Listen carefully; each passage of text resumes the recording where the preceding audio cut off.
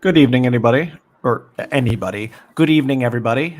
Sorry about the delay. It's pretty much par of the course at this point. I actually thought we were going to be getting started early this time for once, 8:30, but no, that didn't work out. We had a couple people who ended up having to drop out, or something happened. I have no idea what it is, but so we got some people to fill in, specifically a newcomer, Wes Willivin the White. But yeah, so tonight we're going to be discussing the 2024 prospects for of course, the presidential election coming up next year, among other things relating to that. This is our first Pigpen in a while. Everyone's been busy, of course, but we'll just start this one off like we always do. Go around, do introductions. So I guess we'll start with you, 3 of 12. Just jump right into it.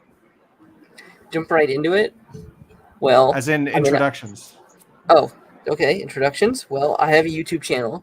I do stream of consciousness streams, and I've done a few recently. One about transhumanism, another about astronomy. That last one's with Ginger of Cabal. So if you're into things like right-wing transhumanism, cybernetics, and x86 hardware, then I'm your man. Damnation. That was me. My name is Damnation. I am the sinking black bowl of death. I am not I have no YouTube channel. I don't really fuck around on Twitter that much. I come hang out on Politicrat stream because he asked me to, and I enjoy coming out here and shouting my opinions into the void of the internet. So. Well, thanks. Great to have you back on again, Damnation. Mm-hmm. And now my co-host, Darth Kilhoun. Yes, hello everyone, I'm Darth Kilhoun. I run the Dark Council podcast on my own channel of the same name, Darth Kilhoun. Just follow me on YouTube, Twitter. I typically talk about dissident right politics and all that sort of thing. So if you like that content, go over to my channel. And finally, last but not least, Wes Willivin the White. Hold on a second. Somebody mute themselves. There's this very irritating ringing going on in the background. It's Darth Calhoun. He's being a little chirpy. Okay. Anyway, too much for Crash. Yeah. Please apparently he's engaged in a high-speed chase while he's co-hosting right now. Well, anyway, so as I was saying, Wes Willivin the White. That's probably me because I'm driving across Montana right now. Okay, yes, guys. Okay, let's get Wes Willivin the White is a newcomer. I actually haven't heard of him until about 20 minutes ago, when he so very graciously offered to fill in for Luth Templar, aka Anakin Kringvolker, as I call him, who was too lazy to figure out how to work StreamYard because apparently there's some technical thing going on, which was pretty irritating. Please, my friend, no need to do the full thing. Just call me Wes. I am most known as just Wes Y11. I added the White because a friend of mine made this cool profile picture for me. So yeah, it's just Wes Y11. I've been around for a few years now. I've got a Twitter. I've got a YouTube. So far, the YouTube just has a couple memes on it. Oh, yeah. Make sure you dodge the 4-star wanted level there, Darth. Right now, the YouTube channel's just got a couple memes on it, but as time goes on, I will be adding more stuff to it once I figure the ropes out. But also, I do have a Twitter. I post funny memes and random things on there. And it's a pleasure to meet you, Politicrat. And how about we engage in some political autism?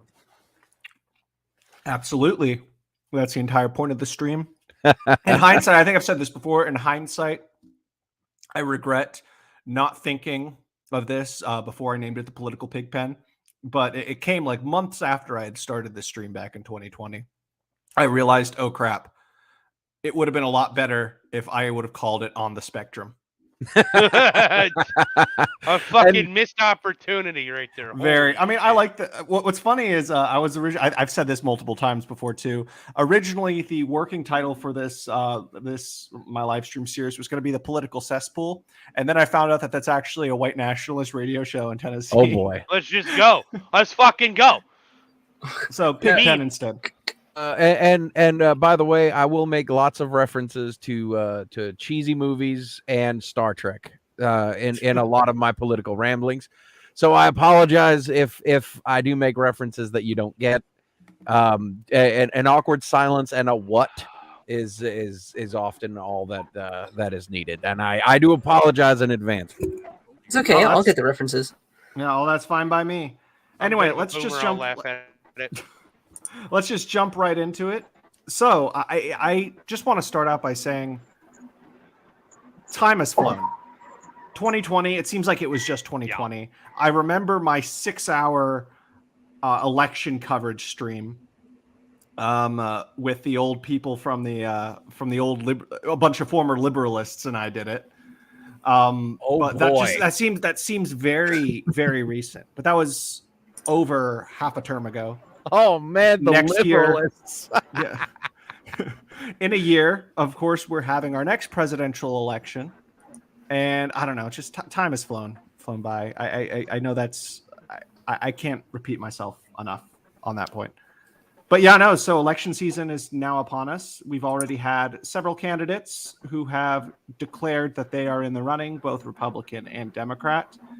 I feel that it's probably best to just start out by going around asking, at least in the vague sense, how each of you individually feel about the upcoming election, just in the broadest sense, and what you more or less predict is going to happen within the over the course of the next year within this particular election cycle, because things it's getting really interesting, and I definitely have some things to say later on. But yeah, let's start with 3 of 12. Well, as the Prudentialist so well said, we're so far out of bounds of normal politics, it's very difficult to predict anything with any real accuracy. Although I think that, a year from now, we might be lucky enough to see Donald Trump on a debate stage destroying other Republicans. But we got to get through this indictment shit first, which is looking a little bit more dangerous than the last round. Considering that, one, he did have those documents, but we know the reason why that's bullshit is because it's a president's prerogative. He can declassify whatever he wants. And he's not the only one who's done it. So it just leaves a bunch of questions in the air. It's like he was just the one who was caught. Well, he's not the only one who was caught. Oh, there's no such thing as being caught because there's no crime. So, There's one, there's no, that is correct. One, there's no crime. And two, like, Joe Biden's been on national television with them in his garage. He's been caught red-handed. The indictments, honestly, the indictment. So I've never been the biggest Trump fan, but the indictments themselves, I really haven't been following this. I've been purposefully ignoring it. So I'm not. Hold on. Yeah, no, I'm just saying. So I'm not at. I don't have the luxury to have an opinion. That's something I know nothing about, and I kind of want it to stay that way. Well, the short answer is the short answer with this is, if you knew nothing else, you would understand that this is a political hit job. Like, no, you don't have to understand anything else about these indictments, who's involved, anything. When it's a Department of Justice indictment from the current president towards the former president, right? No, that's mostly how it is. Yeah. And Trump would do the same thing Trump would have done the same thing to Biden. It's just basically all politics. No, he wouldn't do the same thing to Biden. No, hold on. What politics boils down to today, in the contemporary world, it's just zoological power struggles. It's not about ideology. I mean, it is about party, of course. It's not really about ideology. It's not about principle. It's not even about like doing what's best for the country itself. It's just power for power's sake. And I mean, that is kind of a You better be careful. That is a common sign. That is a common sign that underlines most civilizations in decline. So that's definitely something to take into account. But yes, no, it's basically zoological power struggles. So I mean, they're gonna try to find anything that hurts. Okay, the we're other going side, off no on what. a tangent here, but the point is, you need to know that it's a political hit job, and you should look into it. You don't need to know every detail about it, but you should look into it. Yeah. I probably will at some point. It's just not something that's really caught my interest because I have so many other things going on right now. Well, maybe check out the Lotus Eaters video on it because it was very good. Anyway, continue. The point being is, like, we don't know if Donald Trump is going to end up having to campaign from jail, which some people have stated, not one, you can do that, and two, not the worst tactic in the world because it makes you a martyr. There was one politician in American politics who did run for president from jail and did get 10% of the vote despite being a socialist.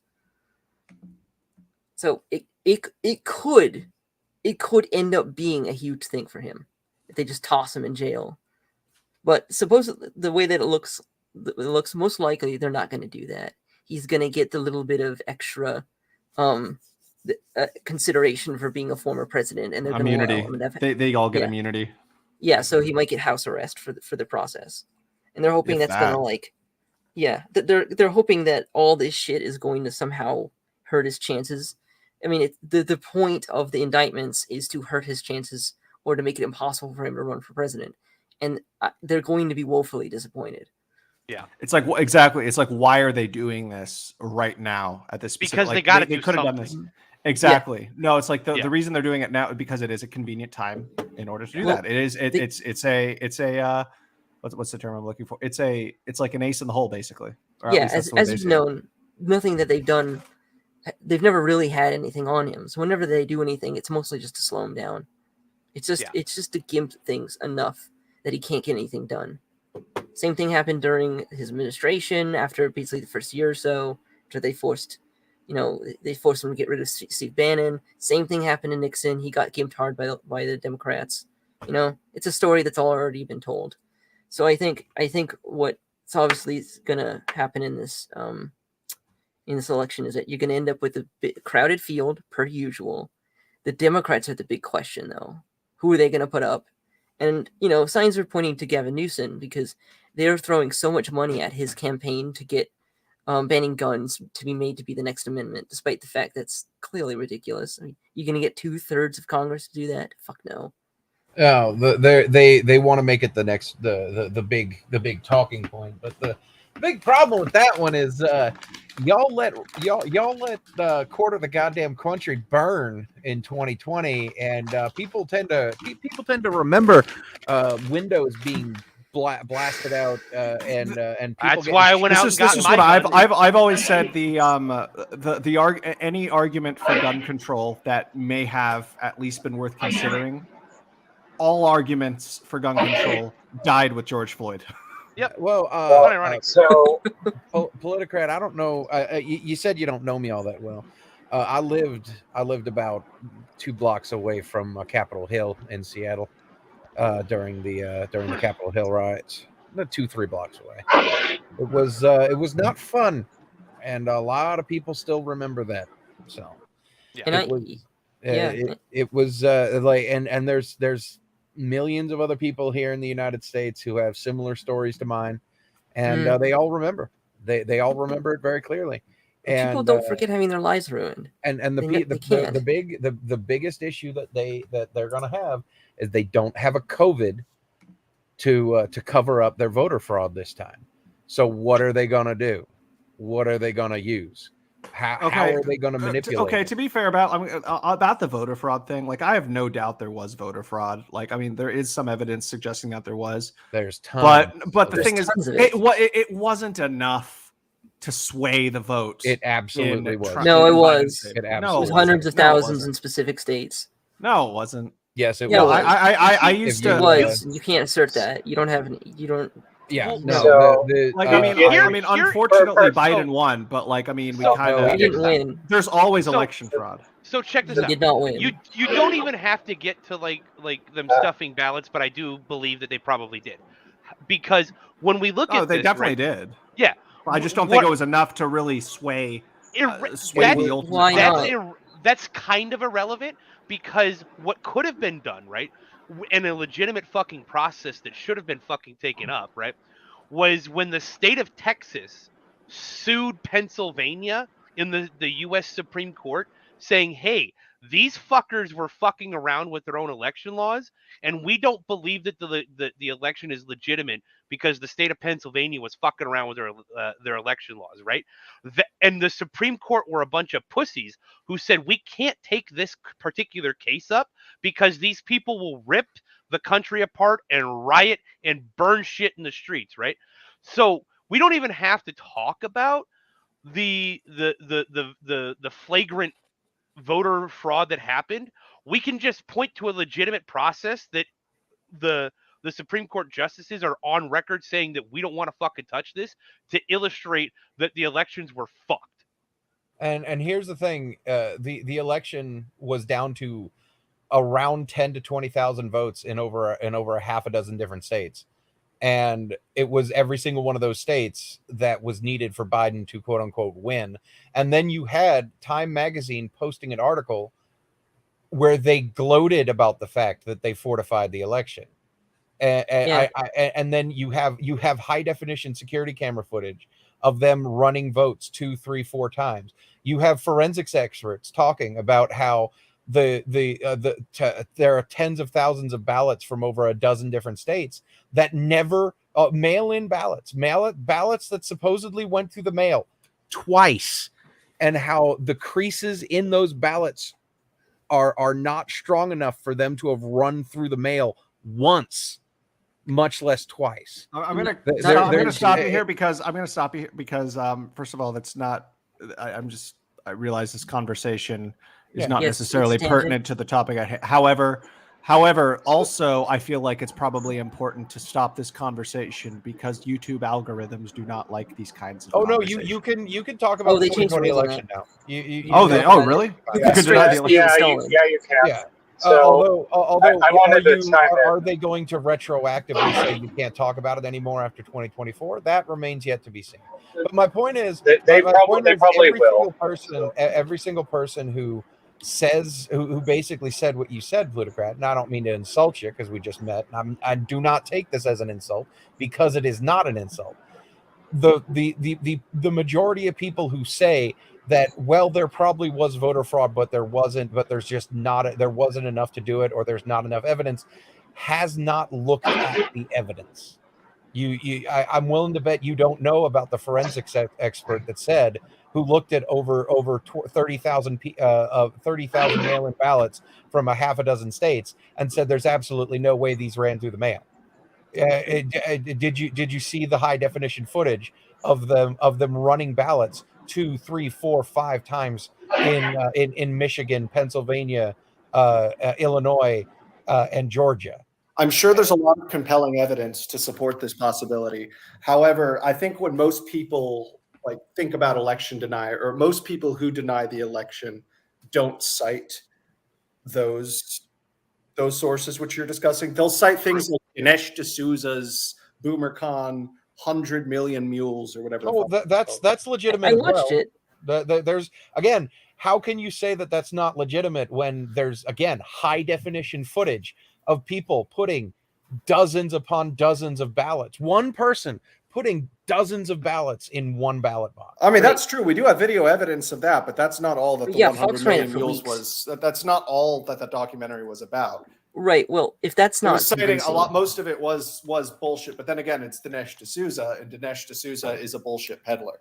So, well, okay, if that's not convincing for you, here's what I think it would be convincing. The Georgia Election Commission, when they investigated the Dominion voting machines, they found whenever they put votes into them. Yeah, so you know about that? They put in votes, and every single vote came out 0.65 Biden, 0.35 Trump. So we'll get that. Like that. Yeah, that exact percentage every single time. And then you have countries like it's interesting how Myanmar recently overthrew their government, saying that it was there's absolutely no way that these people that kept getting voted in a half a dozen times in a row is legitimate, and that the voting machines were the military basically took over their country, saying that the election was legitimate because they caught the voting machines turning the election for the same people over and over and over again. And 3 guesses on what those voting machines were made by. Dominion. No, I honestly, okay. So Yeah. I just want to say Go ahead. my problem isn't with Dominion voting machines. My problem is just with voting machines in general. I agree because with I mean, yes. writing it agree on with you paper, it completely. seems like the common sense thing would be write it The on minute paper, I count it found that out, way. yeah, the minute I found out that these voting machines didn't have their fucking USB ports locked down, I'm like, are you kidding me? And connected to the internet. Right. Yep. Someone with a device called a rubber ducky, right? It's a little USB stick that you write in USB code, killer. and you walk up, you fucking put your vote in, you shove the USB stick rubber ducky into the fucking unlocked USB port, it dumps some code automatically in there, and then you yank the stick and you walk out. And you can program these codes to be subversive to remove your evidence. That's like your first thing that you do after you make these changes, and it's ridiculous. The minute I found that out, I was like, that's stupid. Okay, so there's something you need to know about that. I worked as an election judge in 2020. I'm aware of the protocols. Oh that yeah, they use. I also did work as an election judge too. Okay, so then you know that the night before they disconnect them from the internet and then they disable access to USB ports. They're not supposed to be accessible. Nobody installed firmware the day before. In some cases, people installed firmware the morning of, as they were being set up. I mean, I depending remember on how corrupt your county is. We always just lock them up in a cage, basically. Yes, that's what we did as well. That I was an election judge in Maryland, and that's what we did as well. It's required, across the state that you follow specific rules. And, the problem is that the people who were working as election judges at specific polling places were all in on it.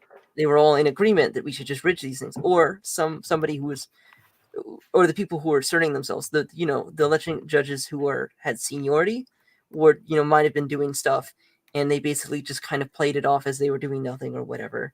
It was in the melee, in the chaos of the election, people were doing stuff, and some of it was caught on video, and some of it wasn't.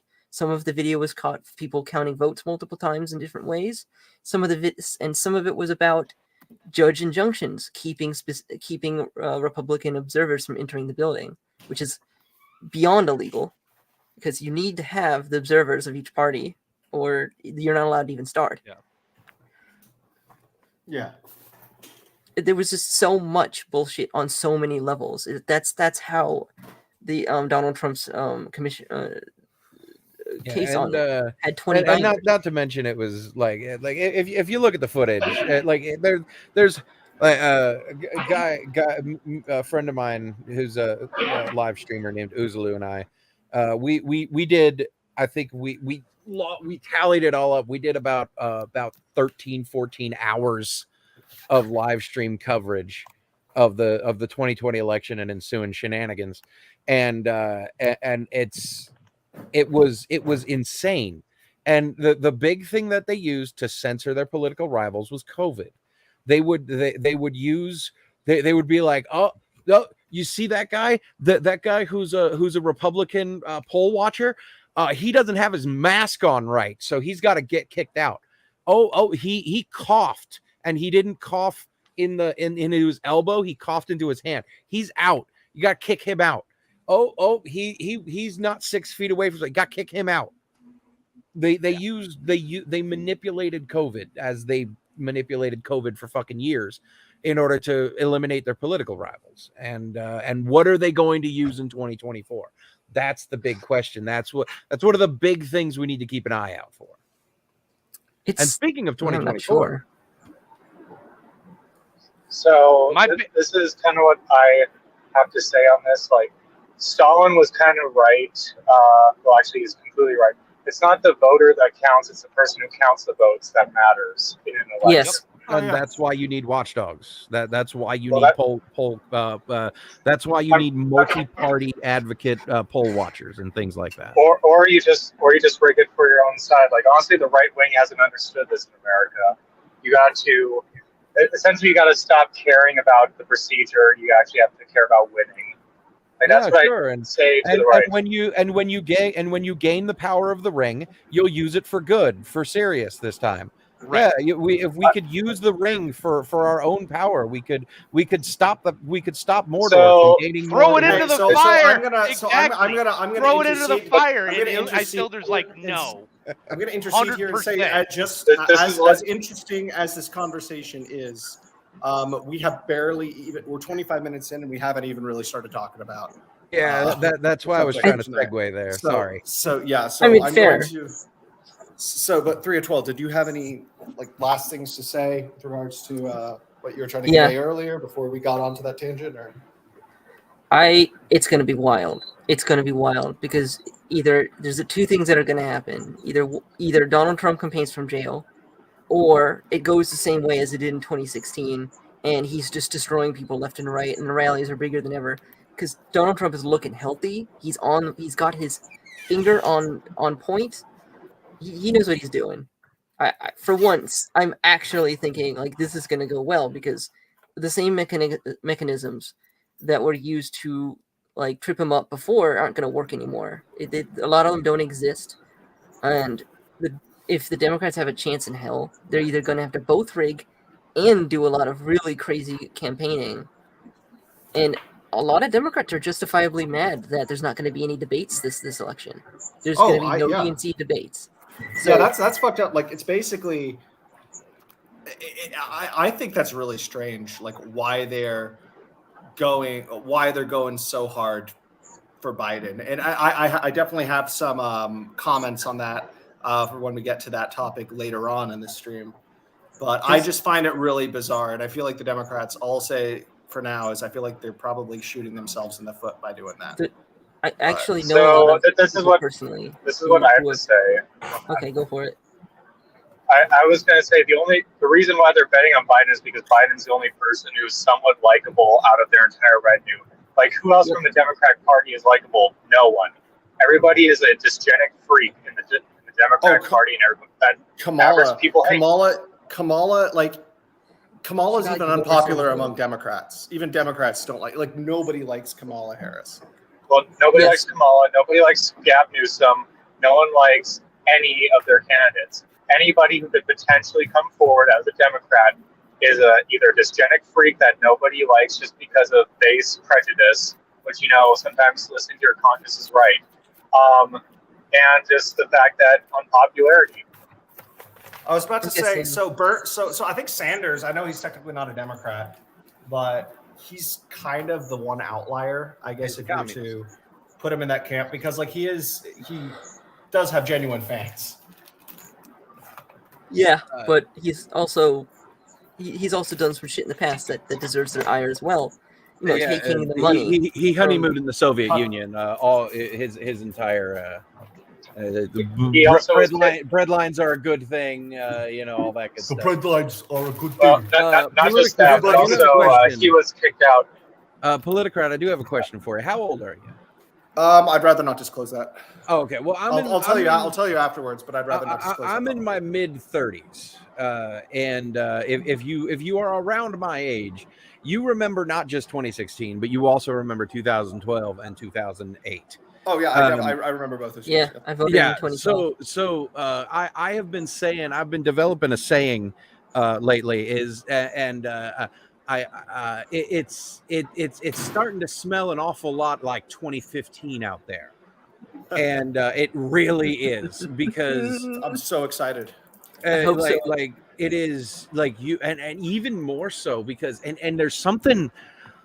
It's in the air, and the thing is I am an officially licensed Florida man. I grew up in Florida. I currently live in Seattle right now, and I am starting to feel the same feeling that I was getting in Florida in 2015, 2014 up here that I was getting down there. And there's something changing. There's something in the air, and it's not just here. It's on Twitter. It's everywhere else. You got Twitter. Twitter is becoming more and more, Elon is hammering out the kinks, he's fishing out the rats in Twitter right now, so he can make sure that when the election comes and when the shit starts getting real, that the rats will either be gone or they'll be hammered out fast. And now with Tucker Carlson uncensored on Twitter.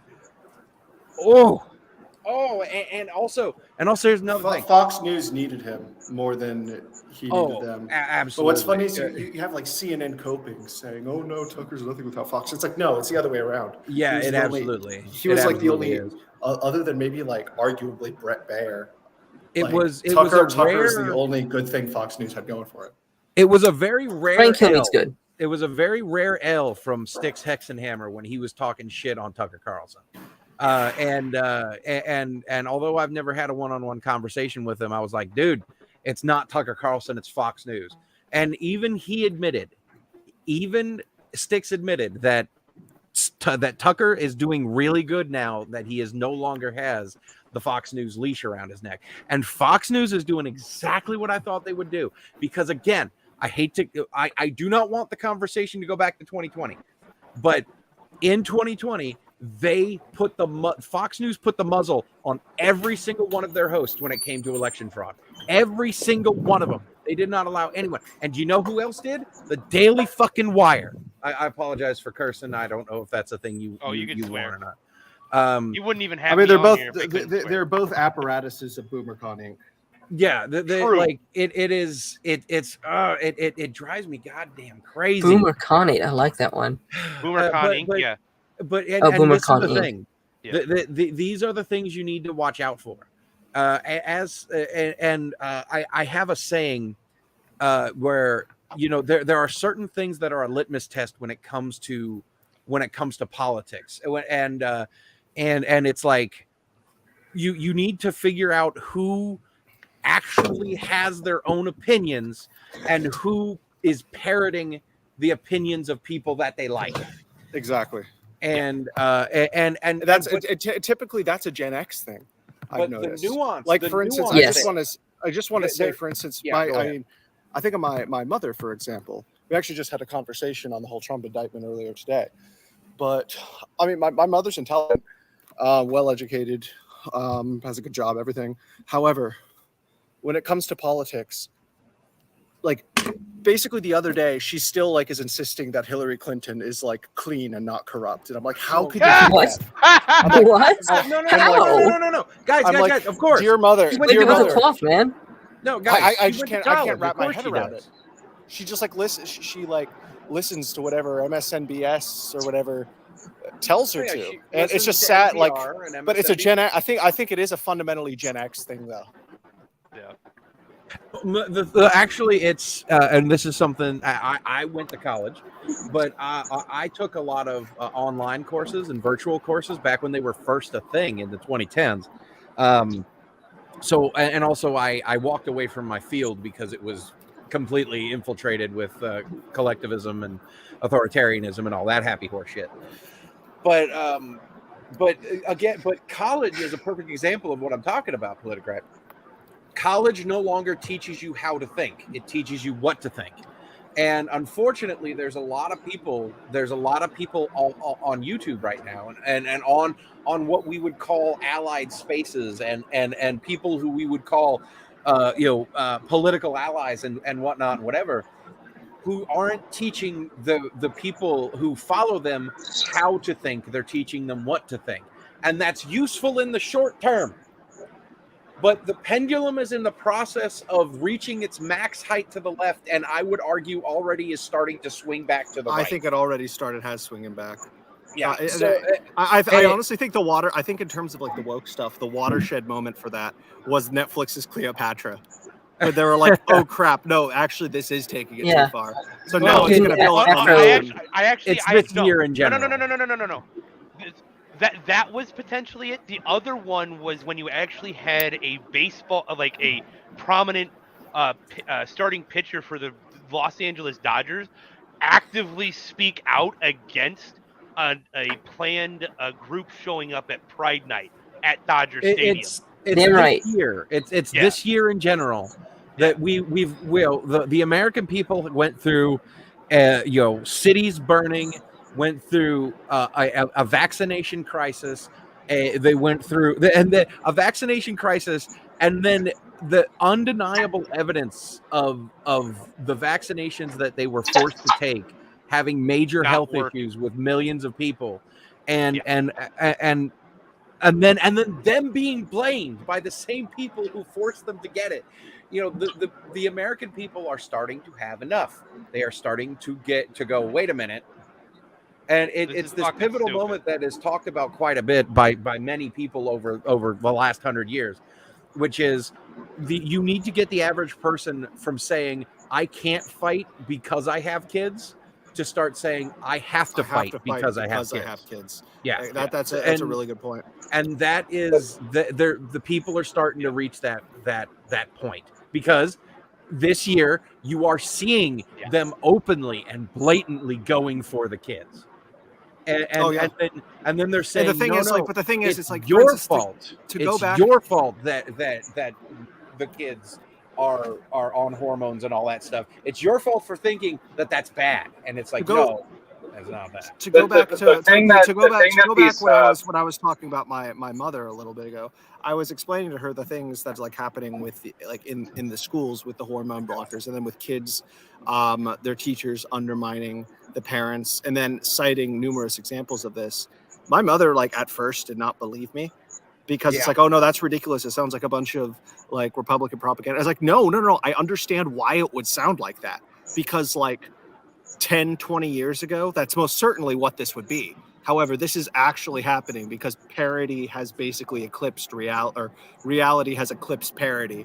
And what was unbelievable back then is now, I don't know. You guys probably see what I'm trying to say. The slippery slope is infinitely slippery. Well, yeah, and that's the thing. You have memes. It's not even a slippery slope. It's just it's not a slippery slope, because the slippery slope is, it's not even a cliff. For one, you're in an ideological war, and the Republicans didn't realize that they were fighting an ideological war. They thought that, this is a slippery slope, guys. If we dare go past this issue, and then they keep on drawing a new line in the sand, a new line in the sand, a new line in the sand. And guess what? Your ideological foe who wants to kill you, who wants to maim your children, and make them literally praise Satan, they will keep on crossing that line. So the thing is, the right needs to know that it's a war, not just a gentleman's agreement, I guess, what I'm trying to say. So I say this as someone who is for gay marriage, but you definitely can't discount that was part of the slippery slope, though, because that wouldn't have led to the next step, or that wouldn't have led to the next stage of this thing that we are witnessing. Where we started for the fight for trans rights. Yes, exactly. But also, I also noticed something interesting, that 20 years ago, being gay was actually more controversial than being trans. Yes. Well, because it's nobody really gave a shit about they just dismissed you as a wacko. It was either that, or they blended in better and weren't woke about it. The three things they weren't woke about it. One have been. One, there still is no law or anything of that concerning gay marriage. It was a Roe v. Wade style lawmaking by the bench on the Supreme Court. This I agree with too. Which is horrible. You don't do that. That's wrong. Second the precedent, and also it will be dismissed just as quickly once the pendulum starts swinging back fully towards the right. And secondly, I support anyone engaging in a civil union that is recognized by the law as a partner in a legal sense. But I can't support gay marriage because marriage is a religious ceremony. Correct. I say the same thing. I view it the same way. You see, I don't understand why you can't. So this is one of the best points that I think. So I'm not a Ben Shapiro fan, but by any means. But he made one of the best points that he made was basically his arguing why you need to completely divorce the concept of marriage from the concept of like legal civil Yeah, union. Like that was it's all Yeah, I semantics. actually agree with him on Semantics that. at this point. That Two seems like a different- fine. two different concepts. And if I a church wholeheartedly agree with him on this. and if a church or a religious institution is in terms of their for the lack of a better term, I know this is really only a Catholic term, but catechisms or whatever, if it goes against their quote unquote catechism, or if it's fine, if it is permissible within the context of their quote unquote catechism, then and they want to get in, they allow them to get married in that institution, fine. However, that should be specifically only recognized by that particular denomination in which they are in. That's the marriage, and then they can do and get the civil. Yeah, So, exactly. And it it doesn't seems even like the best compromise. have to, and it doesn't even have to be at the same time as. It doesn't even have to be at the ceremony of that, like where you go to a separate ceremony. If the fucking church says it's completely okay for you to get married here as a gay couple, there's your ceremony, and the civil union contract signing happens at the same fucking time, right? Or Well, yeah. Oh my God. no, I don't agree. No, civil unions are the compromise. The church. Yeah, If you're getting them married and you're gays and you go to a church to do it, then they're already not Christian for complying. I mean, some denominations might allow that though. That's, I don't care. They're not. They're not adhering to their own denominations. And you're free to think that. A sect that endorses sodomy is not Christian. And that's perfectly fine. And that is a discussion. That is a discussion of religious proclivities, which has nothing to do with the state. So no, exactly. No. There you go. Yes, it can. It has. It can. Yes. The No. only thing it has to do with the It state can is very much. if you're trying to encourage birth rates and I mean, yes, certain family but structures. that has nothing to do with religion. Right, That I has agree nothing to with do you, with Wes. religion. What I was addressing was Darth about where he's saying yes, and I'm like, the only time that the state ever has should potentially have any say is if your primary goal is to encourage birth rates and promote a certain particular family structure, right? And even that's being informed by religion. You don't have to have religion like the state and religion lockstep with each other. They can be separate. And it's completely fine to do so, to have the state and religion separated. Well, Separate, yes, but also they shouldn't have many powers. Remember, they held mass every Sunday in the House of Representatives. Oh yeah, up until the 70s. Yeah. Like there's a very obvious why they did it up to a certain point. But sure, the long and short of it is, you can't. Saying that they have to have a Christian marriage ceremony is that's a violation of the First Amendment. That's bad, and it's going to get dismissed just as quickly in about a generation, and that's going to be an issue. But again, if you just backstep onto civil unions, the problem is solved. Yeah, it's 100% solved. And yeah, at this point, a lot of it is just semantics. Yeah, I agree with you. But it's semantics. It's not that's semantics. That's ripping our country apart. You're right. That's where those 2 points meet. I just mean in terms of this one specific issue. It's semantics like marriage. The word marriage has changed. Socialists and the collectivists. No, it doesn't change. No, I'm just saying the meaning of it has changed. No, it does not change. No, I know that. I know it doesn't, but the meaning has in terms of how it is used, like the way. You mean newspeak? The colloquial, yes. the colloquial. Okay, so it hasn't changed. It's just some retard somewhere is deciding that I decided what the definition of a word is, and I'll push it, and I will force other people to use it that way until people comply with me. Anyway, let's move on from this topic. Again, we're already 43 minutes in, and we barely touched the surface. I want us to be. I don't know what else to say about it, though. Well, no, you don't have to. We can have Damnation, Kilhoun, and Wes. So. Yeah, I'll dive in here. So, my 10,000 foot view on the presidential race, right, is it's gonna be a fucking slugfest in the Republican Party, right? And not really. No, it's not. Go ahead.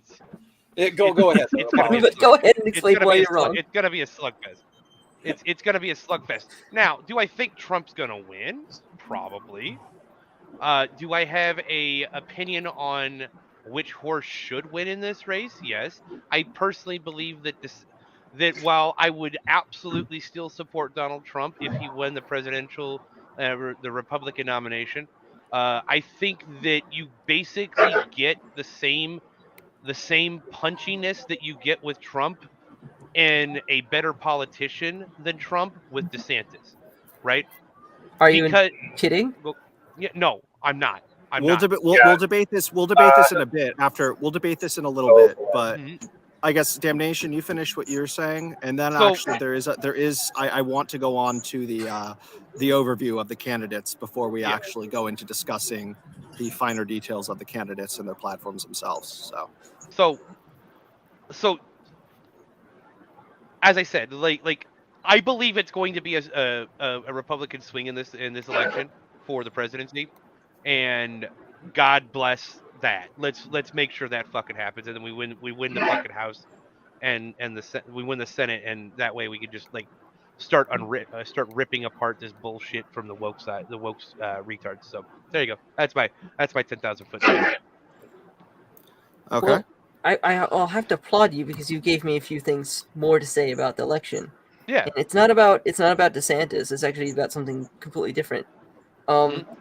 Many people see Trump as the Mark Zero of the populares, as part of the road to the Julius Caesar. Mhm. And he's not a Caesar, but he's like a Pulcher or maybe even a Crassus. yeah, maybe, yeah, and that there's Probably gonna be not people Crassus. who- Probably more Pulcher than Crassus. I'd say like maybe even earlier than that. I think that he's like just the gateway to better things. He's the first of the populares. Depends on if you support Caesarism or not. I am not a fan of Caesarism. At At least for the stage in the Republic, I'm for it, but that's me. I would agree with you in general. Caesarism is the final logical conclusion of democracy. But It's yes. I mean, it's hard to say that. Dictatorship of the ballot. Right. Like, do we even know if it's even going to come to that? No. I mean, but I think the point stands that he's the beginning of a line of people that are going to augment and enhance upon the way he does things. Absolutely. And I entirely agree that even the DeSantis is one of those people. Yeah. Does he do it? Is he necessarily going to be more successful? I think he's thrown away his potential. He doesn't have that sort of Caesar mindset. No, he doesn't. The Caesar grind set. The Caesar grind set. I'd love to see. There's your. So here's the thing that DeSantis, like, his skill set is different than Trump. Trump is the charismatic leader, while DeSantis is the behind the stage bureaucrat who purges people from behind the shadows and knows how to clean up shop from behind the shadows. He learned how to do that as a naval He's the Grand officer. Moff. Grand Moff DeSantis. Grand Moff is a fair way to describe it because he's very competent in his position. He's done great things for Florida, and I totally acknowledge him for that. The problem is the way that he's handling his presidential campaign towards Trump. He's messing it up from the beginning. Making a smear campaign that was based off of AI generated pictures and a bunch of bullshit. That was a bad idea. Bad idea. It's destroyed his. I think it's pretty entertaining, honestly. But it's also a fucking lie. It's a complete lie. No, but then again, remember, it doesn't come off as shit posting. I'm completely politically blackpilled at this point, so I'm just enjoying. Well, okay, black pillars will be shot. Well, I'm black. You gotta. It's not good for your mental health to just. Actually, no. I think I think it is perfect for my mental health. But anyway, that's another discussion. I want to go on now to actually do an overview of the major candidates that are running right now. Mind you, this is not the exhaustive list, as there are some that I have never even heard of who have announced, but they don't matter. So hold on a second. Like there was literally some guy. There was literally some guy named like Asa Ketterman or something. And I saw that. And so I originally had him on the list for this overview, and I called him Ass Ketterman just because it was funny. But I omitted him because nobody knows who the fuck that is. What was that fucking retard that had the YouTube videos? He kind of looked like Skeletor with a weird hat. I have no idea. I'd have to go. I've never been good at charades. All right, so. He's so inconsequential in the Republican fucking primary race that I don't remember his fucking name. There you go. Like, So there we go. Okay, the number one, we got Sleepy Uncle Joe, the incumbent. take that at the diaper moment. off your face, Biden. Fuck. Well, I think this was what, maybe 2020. Oh, he instituted a mask mandate again in the White House during Pride Month. So, you know, hey. Great, fantastic. Were they rainbow colored? You should have been wearing them on those tits instead. Yeah. Either way, I don't think there's much to discuss about Joe Biden. I mean, we probably have differing specific views on it, but more or less, I think we're pretty much all in agreement that he's a rather ineffective. Yeah. The only likable guy from the Democratic Party, the old grandpa that reluctantly goes along with what his political party forces upon him. Exactly. Exactly. So what I have to say is, I can just from an objective perspective, I can understand why some people would absolutely despise Trump. I don't agree with him. I think TDS is dumb, but at least I can comprehend TDS just from a theoretical perspective.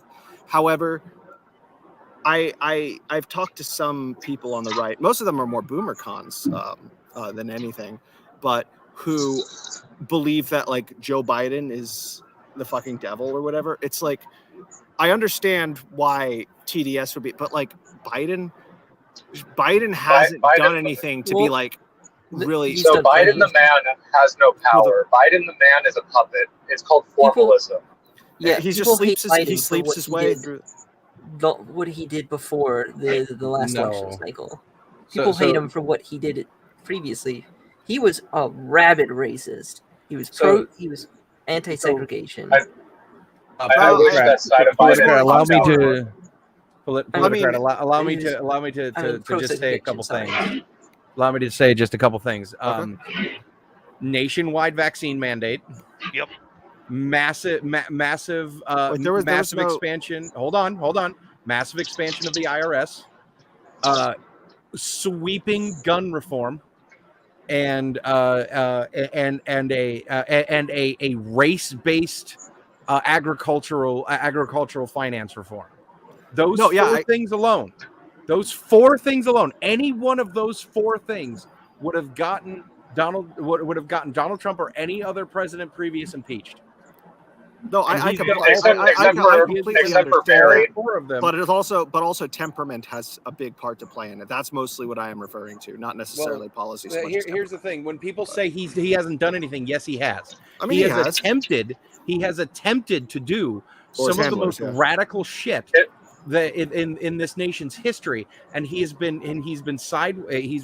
either had to radically temper it down, or it got stopped in its tracks by some of the last remaining vestiges of honest government in this country. Yeah, but basically Biden's political ideology cannot be described as left or center or anything like that. The best way to describe his political ideology is just Democrat. He's just going to do whatever the party does. No, he's a neolib. Yeah, exactly. No, that's what it is at this point. It's just towing the party line. No principles. Really, so. I guess so. All right. So, is there really much we have to really discuss about Biden? I just don't think he's actually. Yeah, his age. Everyone knows his age is a big deal. Yeah, that's worth mentioning because everyone knows his age is a big deal. But nobody. The only people who are not talking about that, or who are somebody, please mute themselves. That's Darth. Darth, mute yourself. It's Darth again. Okay. No, but so with the age, the only people who are not bringing it up, and the only people who are defending it are there sane people? Well, the Democratic establishment, more or less. It's his age is going to make it. He's in his 80s now. That is too old. I'd argue the late 70s is too old to be president. Oh, absolutely. But absolutely, Trump is too old to be president too. With Biden, it's how can they expect him to be a viable candidate? It's the only reason they want him to run is because he is the incumbent. And they think that is like the safest way that they get. It's not, though. They're going to shoot themselves in the foot. But I mean, like, incumbent is one thing, and that's a good point. But the more important point is that because he is a blank slate, he doesn't do his own work. His handlers put through anything. That's how you get the woke agenda in the first place. He's a shitlib who doesn't know where he is, and he just sort of blindly he recognizes faces, and he's like, "Oh, okay, I'll sign that baby." Yeah, there's a reason why there's a reason why he's Sleepy Joe. He just sleeps right through everything. I would like to clarify. I would just like to clarify something. It's not his age. It's not just his age, because I am on record multiple times saying I do not want, concerning both Trump and Biden, saying I do not want an octogenarian in the White House. I do not want octogenarians in our political system. They need to have some sort of limits there. But here is my more evolved take. I don't want an octogenarian that has dementia. I don't want an octogenarian that has serious mental issues.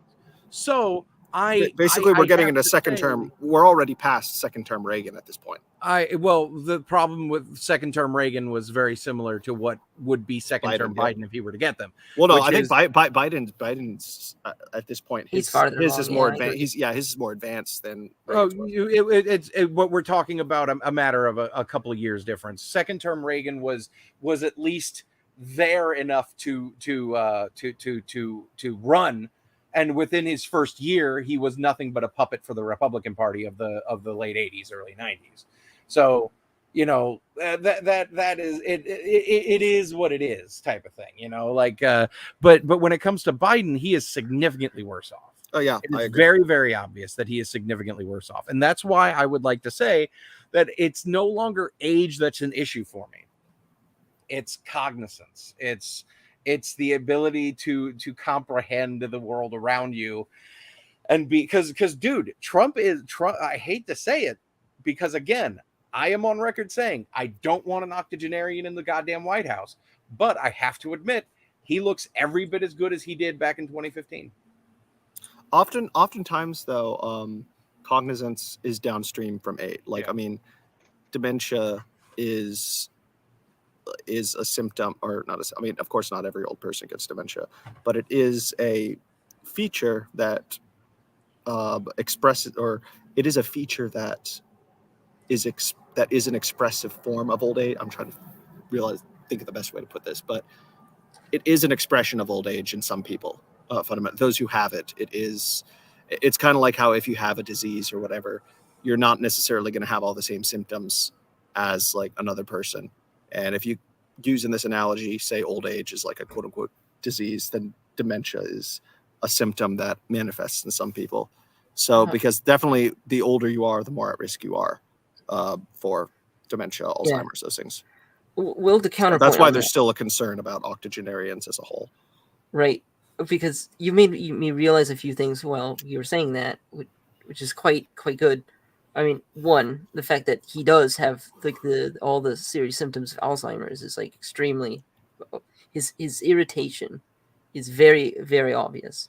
The way that he will engage with people, who are supposedly his own voters, and call him a pony-faced dog soldier to their face in public, whilst cameras are watching. It just that's Alzheimer's, man. That's Alzheimer's. That and. Because of how Alzheimer's tends to develop, he might be in a wheelchair drooling like, grandpa watching the TV in a year. He might not be able to run. It could suddenly considerably develop, and nothing they do for him anymore will work. Like there is no way to get him on stage, and there'll be no more instances of Joe Biden actually surprisingly answering a question or two, whilst his handlers try to get him off stage. He's not. It's going to become a less and less common thing of him putting out his own opinions.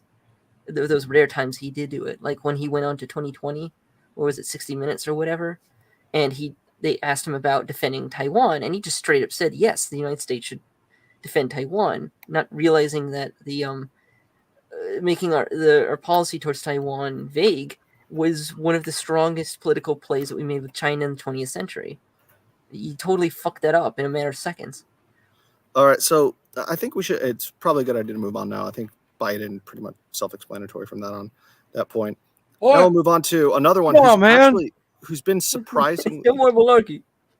Who's been surprisingly popular among certain segments of the left, probably because they just don't have Bernie Sanders right now. But here we go.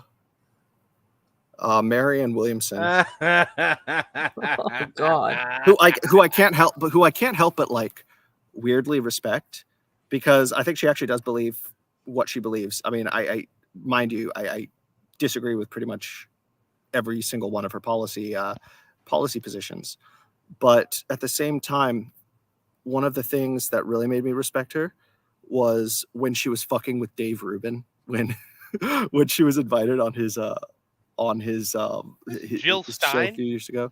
No. Marianne Williamson.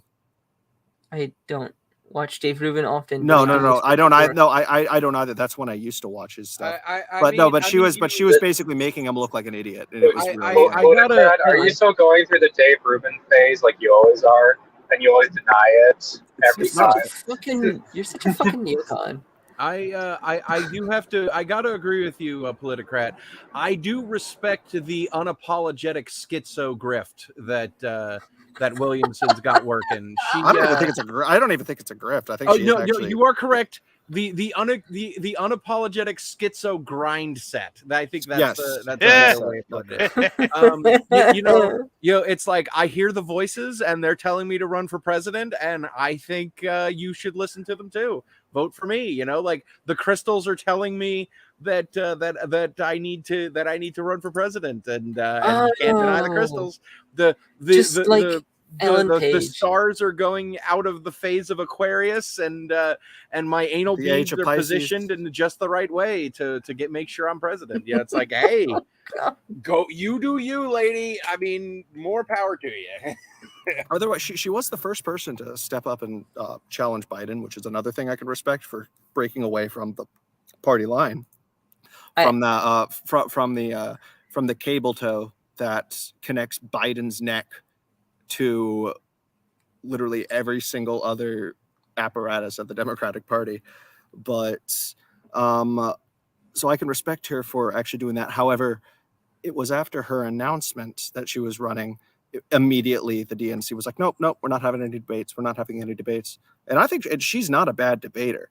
Like, she actually did pretty well in the 2020 debates. Sure, that was back and forth.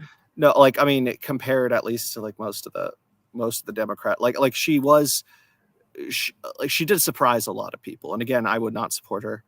But at the same time, I don't think that she is unworthy of some respect. So you're telling me she can debate as well as you can debate for complete and utter ideological possession.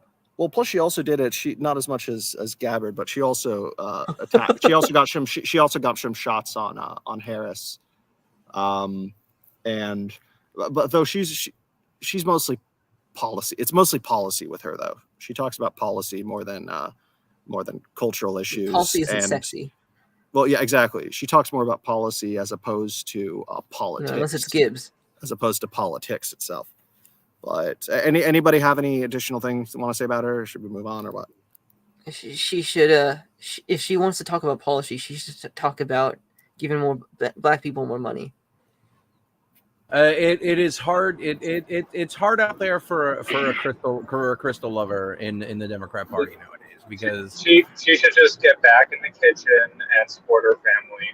I do respect. I will have a certain amount of respect for everyone in the Democrat Party not towing the identitarian collectivist line. I can't help but think of Farnsworth saying, to shreds, you say. But let's be honest here.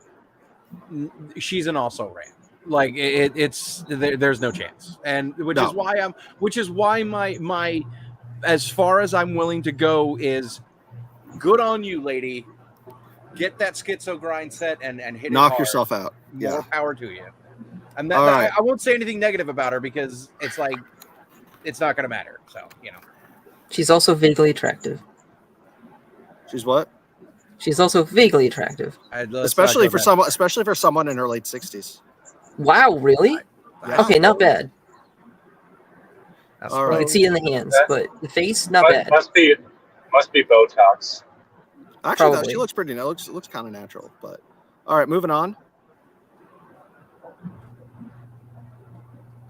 So Robert II of the Royal House of Kennedy. Oh dear. Okay. So I will say, I really wanted to have my former co-host my shitlib neoliberal former co-host Kenny. He goes by why is his username escaping me? I've known him for the longest time. Either way, he's like a mainstream Democrat, so he and I would probably argue on this point. But honestly, the closest thing that the Democrats have to securing a chance of winning in 2024 is giving Robert F. Kennedy Jr. the nomination. He is the only he's the only chance that the Democrats actually have of winning. He is Yeah, go ahead. He's the academic agent's sensible centrist Democrat. That's about it. What? Really? Is he? The academic agent. Academic agent, I don't know the much channel. about the nuance when it comes to academic agent or anything else, but calling Robert Kennedy a centrist? It's because so the thing about like politics is occasionally they need to tame people down. They need to get the rhetoric under control. So they put a centrist figure in a position so that way they can cement what they already have in place, secure their ground, and prepare for the next long haul.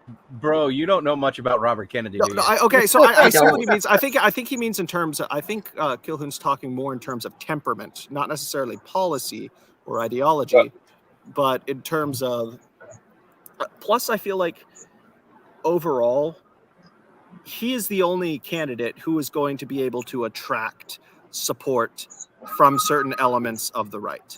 Like, I haven't heard anybody, I hear the left talking more badly about Robert or RFK Jr. than people, more people on the left talk shit about him as opposed to people on the right. And there have been people on the right who have given him props for certain things. And I've seen some of them say, yeah, no, I mean, if I had to vote for a Democrat, I'd pick him, or I would vote for him over someone like, say, DeSantis or whatever. Because, I mean, even though he is an insider in the sense that he comes from sort of like an aristocratic political family, hence why I named him what I did in this segment.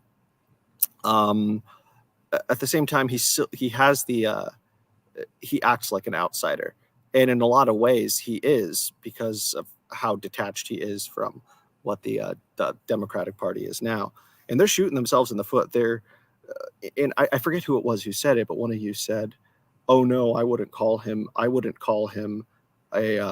centrist."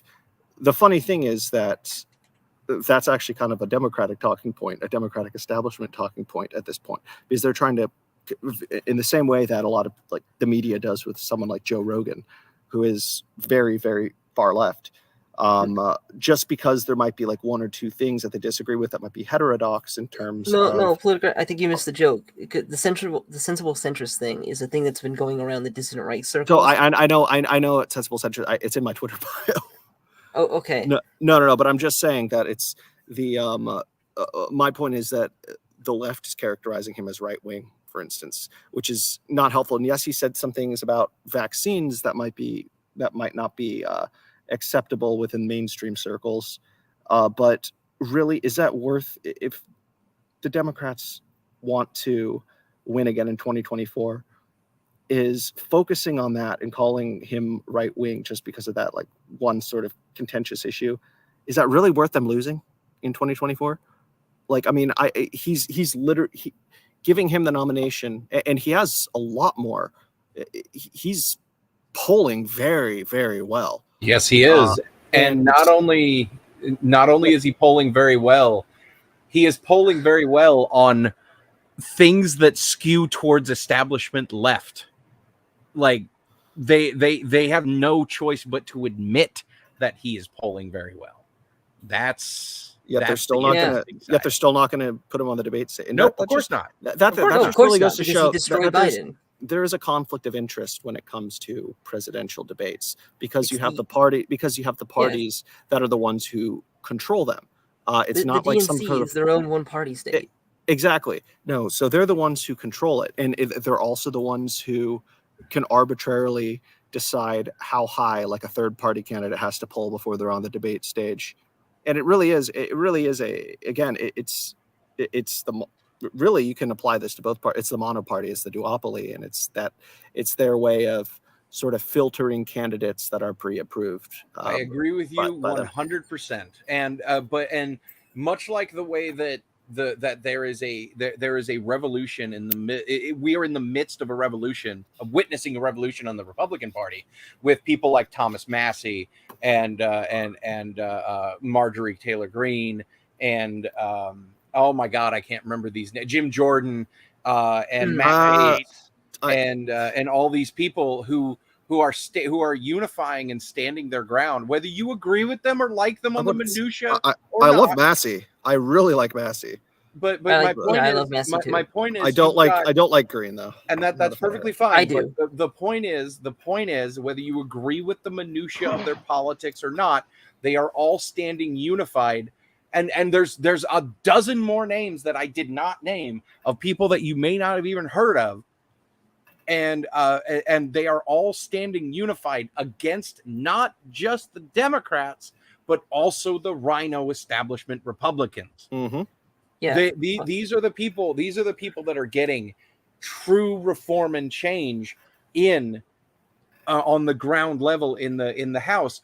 And RFK, I can't believe I'm going to say this, RFK is the start.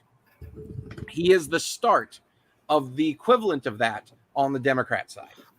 Honestly, I'd vote for him before I'd vote for Trump. I won't go that far. I personally absolutely not. He has not. He has not gone back on his gun grabbing.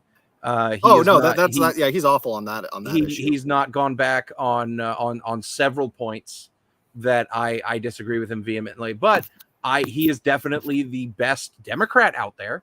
But I would not vote for him over Trump. I'll just go out and say it now. My vote goes to Trump unless otherwise right now. Because I think it's safe to say that RFK is like I would love to see a debate. I would give a rib to see a Robert Kennedy versus Trump debate. That would be glorious. That would be wonderful. A debate between two 90s Democrats. Yeah, exactly. Right. I would. That's what I love. That was the reason why I was a Democrat, was because of the '90s Democrats. I grew up in the '90s, and I saw all that. There are some stark differences between Trump and Kennedy now, especially since this is going to be. Don't want to talk about Trump right now, but it's going to be interesting. It's going to be interesting. I honestly find it just very ironic that he's, despite being a Kennedy, he's the outsider. Yeah. It's just really strange. Like, you would think that, like, in any other decade, they would immediately, as soon as he would announce his candidacy, the entire establishment would, like, rally behind him and basically go all like neoliberal, Democratic, Voltron, form like a Megazord around him. It's because they've gone so far beyond Camelot now that it is all about, like, the left is all about identitarian collectivist politics. Yeah. And if you are not fully on the drag show surgeons transing kids in libraries right now, while reading from the holy book of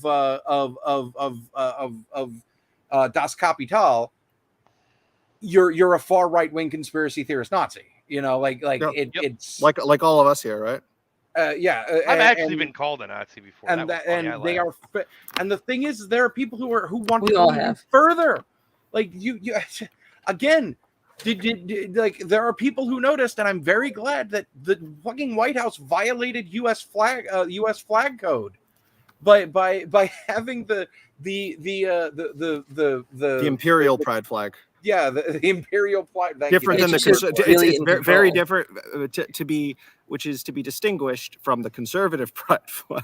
Yeah, but like Right. it was front and center. It was front and center with the American flag off to the side, and that should show you just how bad they've gotten Clown and how world. disconnected It should they show are. you that the Clown world. globalists are the one who are really in control, not the American government. And this is it is the amount of backlash that's happening with the average person. See, that's one of the reasons why I can't be black-pilled, because I'm seeing people here in Seattle pushing back against that. Well, that's a vocally, white pill. physically. I myself am moving in more of a white pill direction at the moment. Yeah, but and no, like- but it's like I I keep do saying, see. You did It's see like I that keep in saying, it's smelling awfully 2015 around here. you saw that in Virginia too with Youngkin's election, because really what actually swayed the vote in Youngkin's favor as opposed to McAuliffe was, first of all, it was the school board issue, the school issues, like CRT and Yeah. also the trans stuff, and then regular everyday Democrats. Those issues are what convinced them to hold their nose and end up voting for Youngkin. So, but either way, because I know you have to go soon, Damnation. What is your opinion on RFK? Because I feel like out of all of us here on this panel, you I've known you for a while, so I feel like Yeah. you would be the most likely one to be an RFK vote for him. supporter. Yeah. Based upon what I've seen from him, which is not a lot, but when he's like, if I remember correctly, wasn't he one of the only Democrats that said no, the vaccines were fucking stupid and we shouldn't have done anything about the fucking mandates or anything like that, right? Yeah. Am I? Yeah. And like that's yeah. a big fucking plus that he acknowledges is that. The gun thing is one of those, like, if he's a gigantic gun grabber retard, fuck that. I probably wouldn't vote for him when it comes to Tulsi Gabbard was too. It's really no different than Tulsi Gabbard. The thing with Tulsi Gabbard though is she has gone on a public apology tour and retracted her previous statements. I don't know if Robert She's also been to the WF. She's gone back on her gun grabber statements. And I appreciate that, because that was the one big thing that I had against her. Tulsi also went to the WF and then said I wanted no part of that and that they're all anti-white. Very based. Very based. Yeah. All right. So, anybody have anything additional to say at RFK? My I guess analysis of the whole RFK running situation is he is the Democrats' best chance of winning in 2024. I do think he is electable.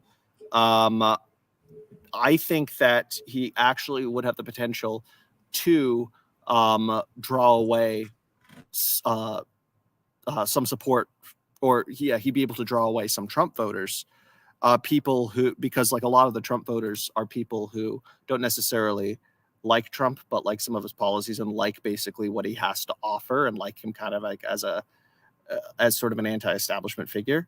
Yeah. And I feel like that is a significant portion of Trump's base, many of which, like Damnation, came from the left. Yeah. But were Bernie supporters are basically still are left in a lot of ways. I mean, and I feel like that he is the Democrats' best chance of beating Trump. Yeah. Actually, no, I'm confident that I'm actually fairly confident that if it were to be between him and Trump, he would probably win. I don't think he would win, but I will say this much. Name recognition helps too. You need to remember that name recognition is a big and the Trump name recognition blows the Kennedy name recognition out of the water. You sure about that? Not in terms of legacy. I mean, think of JFK. Yeah, and how that was. Guys, that was the 60s.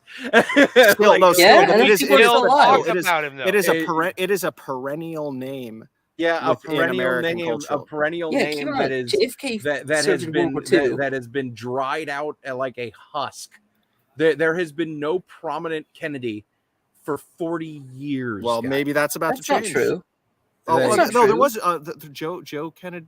Was it Joseph? There are other Kennedy, Kennedys like that have been in office. And Ted. Isn't he a congressman? Or in, Ted like, Kennedy is a Massachusetts or bad something? example. I'm not saying he's a do good you want to example, talk I'm about Ted Kennedy? No, I Because really you don't don't No, want we to talk don't. about We Ted don't. Kennedy. Ted Kennedy We're is a saying fucking he's a murdering bad example rapist of guy. his but- PR. Hey guys, what are we He's a trying? bad PR. Yeah. All right. the So does problem anybody is have any that- last? Damnation. so Damnation. my What were you final. saying?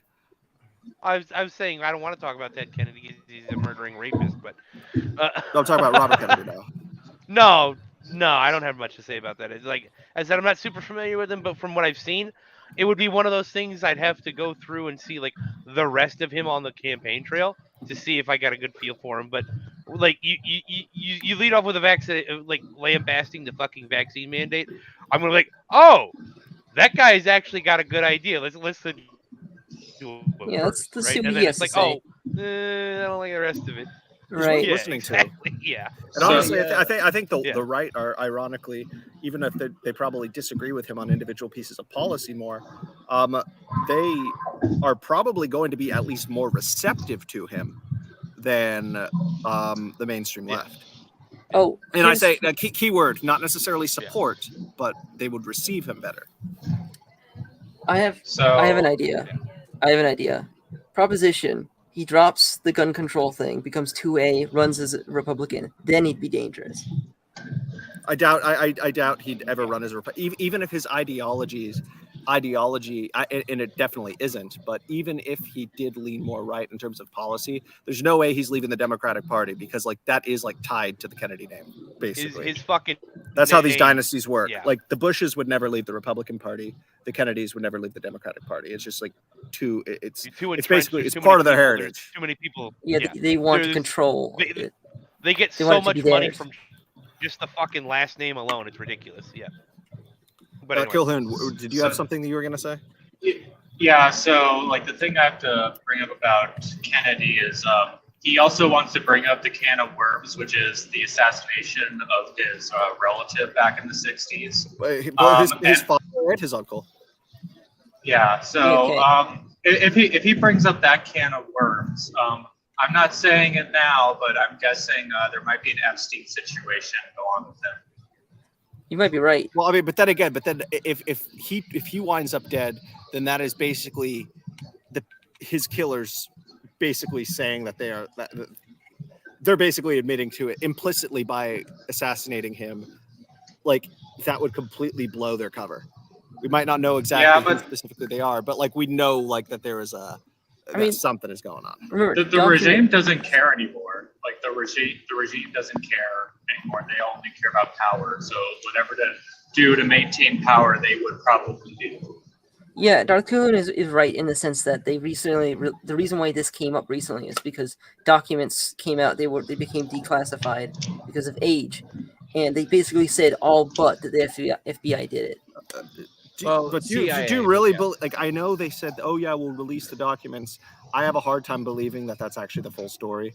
Like, of course, it's not the full story. There's no way that they act. The documents say straight up, all but name the FBI. They said that the American government did it. It was probably there's probably a connection to the generals.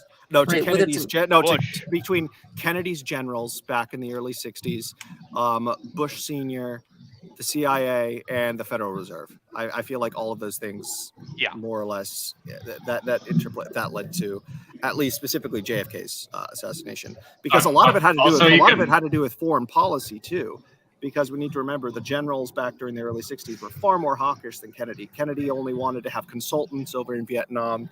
He wanted to avoid nuking. He wanted to negotiate with the communist, especially take a look at the whole Bay of Pigs thing. Like you had all these generals, they basically wanted to drop nukes like wonton in a very Patton-esque way. That's very. But the thing is, and we need to remember that that JFK was definitely. He wasn't like an isolationist, but he was definitely not a hawk. I mean, he was combative towards Russia, but he was most certainly not a hawk. I mean, he was part of the America First Commission, for crying out loud. And a lot of this the differences between him and and a lot of his advisors, that's really what ended up solidifying his assassination. Yeah, I mean, MacArthur being correct aside, you're entirely correct about that factionalization. I mean, because JFK took a very sensible policy towards it in only sending consultants, because that was the best way to fulfill the strategic agreement they had to protect French assets without getting involved in a war. And it's like, what were we actually going to dedicate ourselves to a full war with North Vietnam? I mean, there's lots of evidence that we could have won that war, but we never really took it seriously. That was just one of those nation-building wars where Kennedy, go in half measures. I feel like JFK is like the perfect example, and this is just a thought that came to me, like just now, just out of consideration. The best example is like a perfect example of an anti-war imperialist. Yeah. No, Yeah. JFK. I don't want to get too much. I don't think we should get too much into the JFK. Into JFK, yeah, no, that's yeah. I agree. But JFK is responsible for is largely responsible for why Vietnam was the clusterfuck it was. Like, let's be honest here. It was I don't think he should have got JFK. involved anyway. Yeah. And yes, he was the one who opened the floodgates to getting involved in Vietnam in the first place. Yes, it should have remained also largely responsible for why we have the mental health crisis that we have today. He is largely responsible for a lot of the economic issues that we have.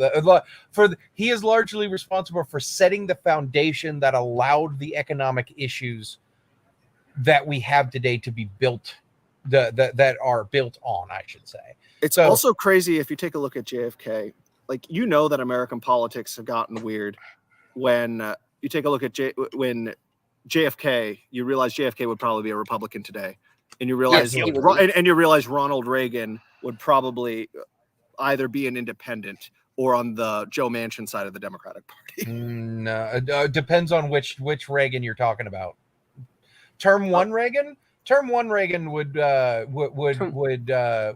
probably be an anti-Trump, definitely an anti-Trump. I don't know. I don't think so, because that's hands down. He would be an anti-Trump Republican. Their policies are almost the exact inverse, with the exception of some domestic. No, I disagree. I disagree strongly. That's not something that you disagree. That's not something you could disagree on. That's just like patent. No, I can disagree on it if I want. I'll disagree on it because you're not taking not taking in the nuance of the time. Oh, no, exactly. No, we need to consider, but Reagan would basically today, if he were alive today, he'd basically be like one of those Lincoln Project guys. No, he wouldn't. Absolutely not. No. This is Term 2, maybe. Term 2, he would be anti-Trump. Term 1, he would be MAGA as fuck. He wouldn't be MAGA, but he'd agree with some of the things that he would definitely agree with him in principle. Making America great. I feel like this is a conversation that we should have at a later time, because this is something. Yeah, this is already starting to become a very contentious debate here, and that's not the point of this. Does anyone have anything left to say about Kennedy? Or I will say this. I'm probably going to do a watch party of his appearance on Joe Rogan tonight. Either tomorrow or Saturday. So I'm going to hold my opinion of Kennedy until then. All right. Okay. I think I'd like to be there. On that note, let's move on. I don't even know if we need to even cover him. We kind of already know what he's about. I love that picture. So I don't think we need to cover it. He is the legitimate president right now. So he is the God Emperor of the United States. I can't stand the like low key can't stand the God Emperor thing, but I do believe, despite his flaws, he's the best. If the election is indeed legitimate, he is going to be the one that is going to be the president still for a third term. I mean, yeah, DeSantis definitely has a fighting chance, but Trump is probably the best bet that the Republican Party has to win. And already they got it. They have it in the bag. However, I'm not going to say much about Trump right now, but when you get to DeSantis, I will have a few things to say. No, but the thing is about with Donald Trump, it's not even, he and the Republicans, like the reason the Republicans are probably going to win in 2024 has nothing to do with like anything that they're like really actively doing, because the Republicans don't actively do shit. Really, what's going to get the Republicans elected is just the Democrats. Like the Democrats are doing it themselves. Like I agree with putting forward postmodernism as their primary set of policies, absolutely. But I think what also needs to be said significantly, and a lot of people I'm not don't saying it's get deliberate. The Republicans just suck. No, yeah, they do. But you also have to make the differentiation between the factions in the Republican Party. Yeah. The uniparty neocons versus the MAGA and the MAGA faction and the various populares that have generated from Trump. The MAGA-tards and the McCainiacs. Those are the two main factions. The boomer, I'm not going to name them after McCain though, because I'll just say that yeah. But either way, so nothing on Trump. Neocons versus MAGA. So this is what I have to say on Trump. I honestly hope he learned his lesson from his first term, that he can't just try to rely on the legislature. And I hope he actually tries to understand how power works. Like if he wins, I hope he just purges the entire executive, fills it with ideological hacks that will follow his command instead of do what they want. Because most of the reason why the executive branch turned against him is because, for one, they were appointees under the Obama administration who were ideologically loyal to the goals and objectives of the Trump's establishment. I mean, basically, he should hire us. But anyway, but what I do have to say about that, though, is you bring an interesting point. This takes us back to Caesarism, about how basically what fuels Caesarism to emerge is when people is number one, mass democracy, basically when the people have too much or basically when like democracy, the rule of the plebiscite, but then also at the same time is when people are fed up with the ineffectiveness of the legislative system, and so what will happen is they will elect demagogues who will try to undermine or bypass the legislative process in order to represent the quote unquote will of the people, whatever the hell that means, in accordance to the given time. Yeah. But, I mean, the amount of direct democracy going on that's being talked about by our representatives is disgusting. Not direct. Okay, I think we need to form a distinction between direct democracy and mass democracy. Direct democracy is a very specific, like, structural and procedural form of democracy, whereas mass democracy is more of a phenomenon that occurs because democracies will always seek to expand and centralize, and mass democracy is like 2 steps short of Caesarism. Yeah, I think the distinction there is that direct democracy is the tool and mass democracy is the phenomenon, where they're using it in order to talk people into expanding democracy. When I think direct democracy, I think of like Athens, though, which is like an actual, which is good, which is correct. But then even at the same time, when you consider which Athens, is gross. But even if you consider at the same time Athens, Athenian direct democracy wasn't populistic, and Athens didn't have mass democracy because the democratic votes were reserved only for like specific citizens or for male citizens, and even at that specific, it was Dunbar's number anyway. So in a sense, within the context of an ancient city-state, direct democracy was able to function at least for a time fine, but it just doesn't work in the context of today. And those who support it are basically unintentionally supporting Caesarism. Right. I mean, when you turn on the TV and you see Elizabeth Warren complaining about Roe v. Wade in the context that like 67% of Americans support legalization of abortion, it's like, okay, we've lost the plot here. You are representative, right? You are not. Again, that is exactly another feature of mass democracy, when politicians are no longer driven by ideology or principle, and instead form all of their policies and platforms around popular opinion or like public polling and opinion, that sort of thing. And that's what drives me crazy. It's like when people like Kyle Kalinske are trying to justify like the policies that they support, some of which, like for instance, his foreign policy takes aren't bad, but when he's saying like so and so percent of people want to do this, so and so percent of people want to do this, most of the country is in agreement with all of these things. Why don't we do that? This is why we need to do that. He's using popularity. Like popularity is not a justification.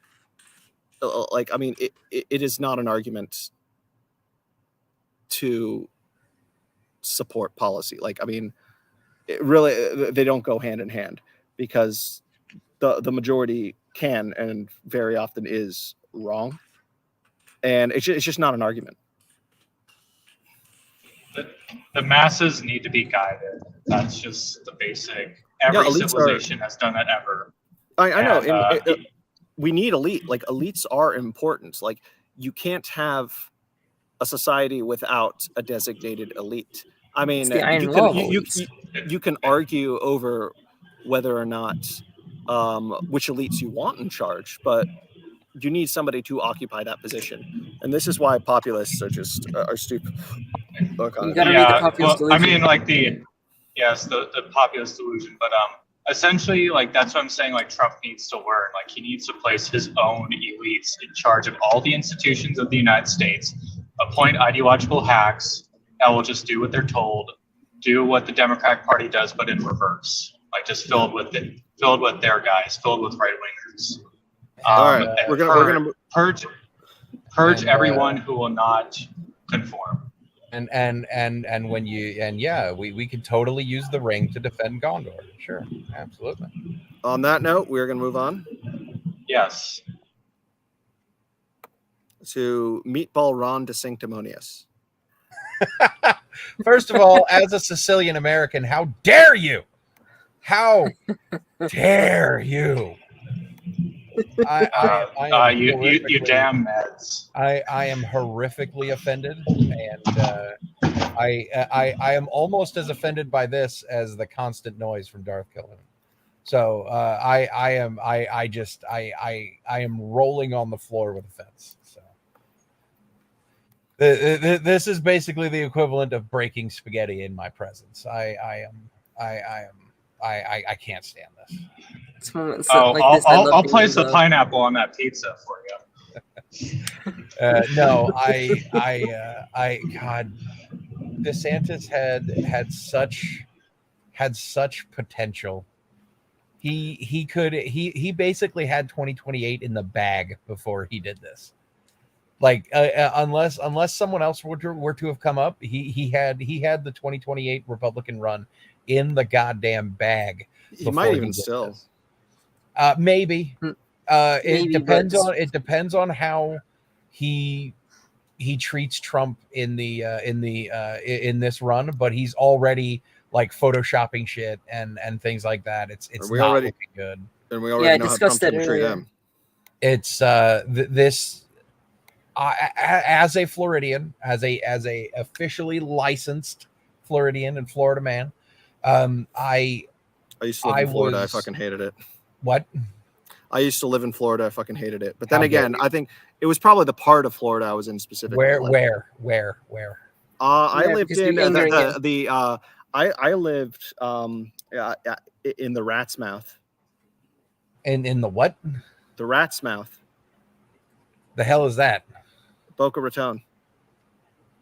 Boca Raton's not that bad. Yeah, no. The thing is, it's a place like South Florida is fine for like a 3-day vacation, but when you live there, it's honestly, I had to deal. Basically, you can see the cracks that exist beneath the sort of pristine, surface of the culture there, of the society. Basically, it's interesting because I was like 20. I think I was like 20 when I lived there. Yeah. The only people like my age to hang out with was actually, first I'm going to preface this by saying South Florida can be characterized as having a population of about 49% old people, 49% drug addicts, 2% Jews. Absolutely not. You forgot the 20 to 30% Hispanics and Cubans. Well, so, no, they don't. No, they're their own thing. I'm specifically talking about like excluding them because that's already self-explanatory. That's a given. But basically, the only other 20-year-olds that you will find in South Florida to befriend are people who are there in like recovery. And mind you, I did make some friends who I'm like still friends with when I lived there. People who were going to like Alcoholics Anonymous and were like in rehab and stuff. And the thing is, I even went to I even accompanied them to some of their meetings, and it seemed like it was actually like some there was some insightful stuff in that book that they had. Like, and it just seemed like just sort of like a philosophy on how to live. And they basically they talking to them and their experiences, they're the ones that basically convinced me to give up drinking for 2 years. Because they went for, I'm getting way off topic here. Yeah. But South Florida, I despise South Florida can be wonderful for vacation, maybe. If you do it right. Just like almost any place in the union, it's got its advantages and disadvantages.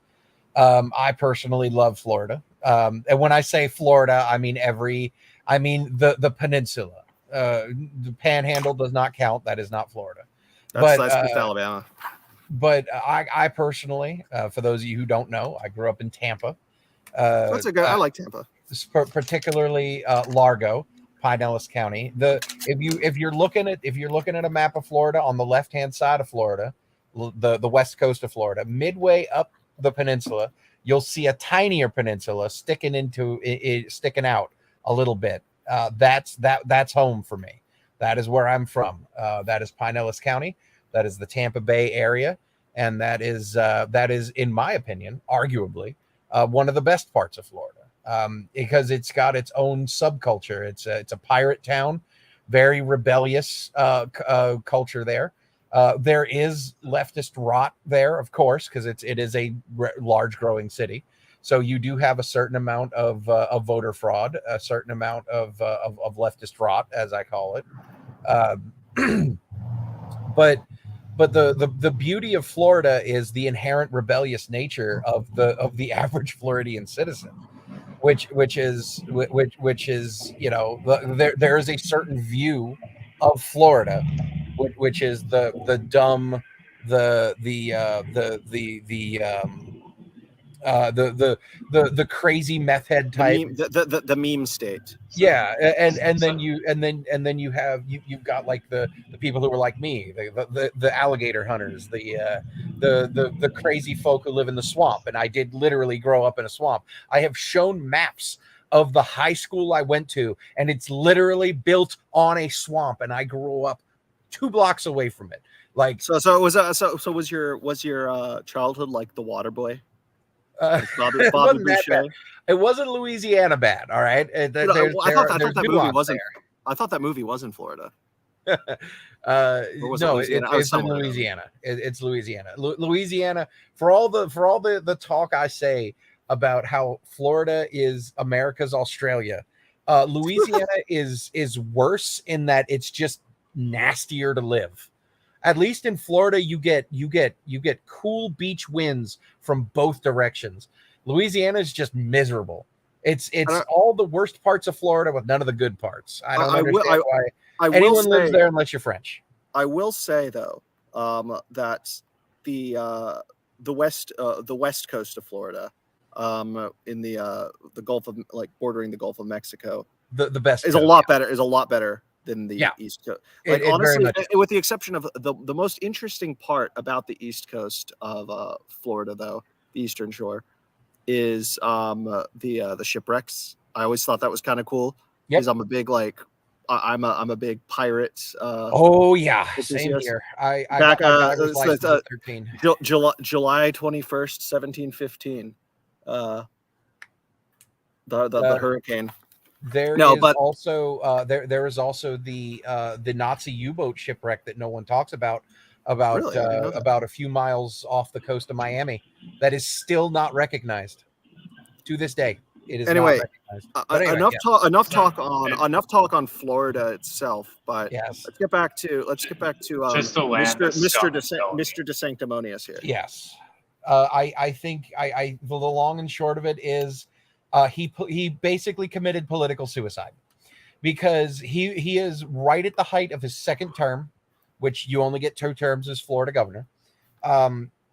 He basically ruined his political future by doing this. So what you're saying is he monkeyed it up.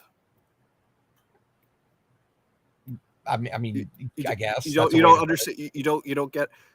Okay, I thought you at least would get it, because back when he ran for governor the first time in 2018, he was talking about, when referring to his opponent, he said Floridians don't want to monkey it up and vote for I thought you meant the other context for monkey. Yeah, no. But that's what the media then ended up going off of that and ended up saying that since his opponent was black, they were saying, oh, yeah, but that's actually like an old idiom, and then they're the ones who are making it about race at the end. But then I don't know. He's Hispanic. Then his opponent ended up in a mid heroin overdose, surrounded by blow and gay hookers in a hotel room. So plus his opponent. Plus the reason his opponent lost that was because you had a lot of Democrats back in 2018 who voted for DeSantis, and the reason was that the guy he was running at literally wanted to reinstate state income tax, which is one of the dumbest things you could run on in a state like Florida or Delaware. Yeah, but I mean, the thing is the DeSantis proved in real time in the last election what voter reform can do, because he won Miami and Tampa, which were supposed to be Democrat strongholds in Florida, and they voted red. They voted red because he enacted voter reform that eliminated the voter fraud or put a massive divot into the power of voter fraud in the state of Florida. Florida tends to be, I guess, more like, yes, it leans more conservative in general, but I know, like, socially speaking, unlike a state like, I don't know, go back to Louisiana, it's definitely more socially moderate. Well, it's, again, I would make the argument that this is a more broad argument, but there's no such thing as a blue state. It does not exist at this point. Right now, the political landscape that we are in now, there is no such thing as a blue state. There are blue cities within red states. Yep. I hate when people like boil it down to blue state, red state, American Civil War, blue state splits off from red state, they fight. It's like, no, it is way more. No, it's more like a city states would break off. It's really weird. Yeah. It's really weird how the districts that have these major cities, these counties and these districts come up with a 250% voting rate. And then magically they get just enough to get the Democrat politician in from these 2 or 3 counties that are within blue cities. It's because the voter fraud is concentrated within the cities, because that's where the Democrats have power. Yeah, I'm thinking Arizona, Maricopa County. Yeah, Florida with Tampa and Miami, but. He enacted voter reform on a state level, and those cities flipped hard because they weren't able to do the normal voter fraud that they do. I think with DeSantis, though, what he's really, really, and this is interesting, he's really, really, really leaning into trying to out right-wing Trump, specifically on social stuff, because Trump's always been. Yes, socially moderate, if not liberal. But DeSantis, kind of. But DeSantis is basically hearkening back to the old school conservatism, especially leaning in on all the. He's basically the ultimate crusader against wokeness in the United States. As far as politicians are concerned, he even ended up getting criticism from Trump specifically for his treatment of the African American history curriculum, which Trump was actually critical of DeSantis on. And then number two, his overuse of the term woke, because Trump actually, like, very recently, it was very funny. He said, I don't know if it was an interview or Truth Social or whatever, I forget, but it was basically, people need to stop using the term woke. Woke doesn't mean anything, and it's just it's like virtue signaling at this point. It was just kind of funny. And basically, though, because DeSantis, prior to, like, even like a year ago, was definitely viewed as the more moderate of the two, at least by the wider political people who understood politics, people involved in politics, the media. However, basically, but DeSantis's move right is more or less his attempt to prove that he is just as Hyperborean, if not more, than Donald Trump. To put it in a better way. I mean, if he was a true Hyperborean, he wouldn't even care about elections, and he would just march on Washington D.C. with the Florida National Guard if they would even back him. I'm just saying. In case any of you guys don't know, I was referencing James Joyce's Ulysses, because there's in the very first chapter, there's a line where the guy gets, and he says, "I'm just as Hyperborean as you are." I just think he is he is an orange creamsicle flavored Trump, and that's what the Democrats pretty much think too. It's like packaging up the policies inside, and it's inside a nice. Yes. And when I say package for similar policies, when I say orange creamsicle, I mean something that is uniquely Floridian, like it is. He basically is a Florida version of Trump, and considering Trump lives in Florida now, it doesn't make much sense to do this. It's like, why are you doing this? This doesn't make any sense. I hear what you're saying, and then I hear Trump saying it 5 minutes later, and then it's just, you two are basically agreeing on the same goddamn thing. Why are you running against each other? You should be supporting each other. Yeah, you're entirely right, Wes. This made more sense when he was positioning himself as the 2028 candidate. You know, people were in agreement on this. It's like, oh yeah, okay, so he's doing the business school things, he's saying the Trump things, he's going after woke, and yeah, there's criticisms to be made on that, like the fact that woke is a shorthand for postmodernism, and most people don't know what postmodernism is. So he's not even Jordan Peterson knows what postmodernism is. Well, now why I don't understand. Why do you keep saying that word? I don't understand. He completely conflates postmodernism with neo-Marxism, which are, even though it's understandable why it's understandable why somebody would confuse the two, but they're fundamentally concerned with doing two totally different things. But I'm getting really autistic here, so yeah. I mean, it's still relevant. This is what I say. The relevancy. Wait, I'm not done. Oh.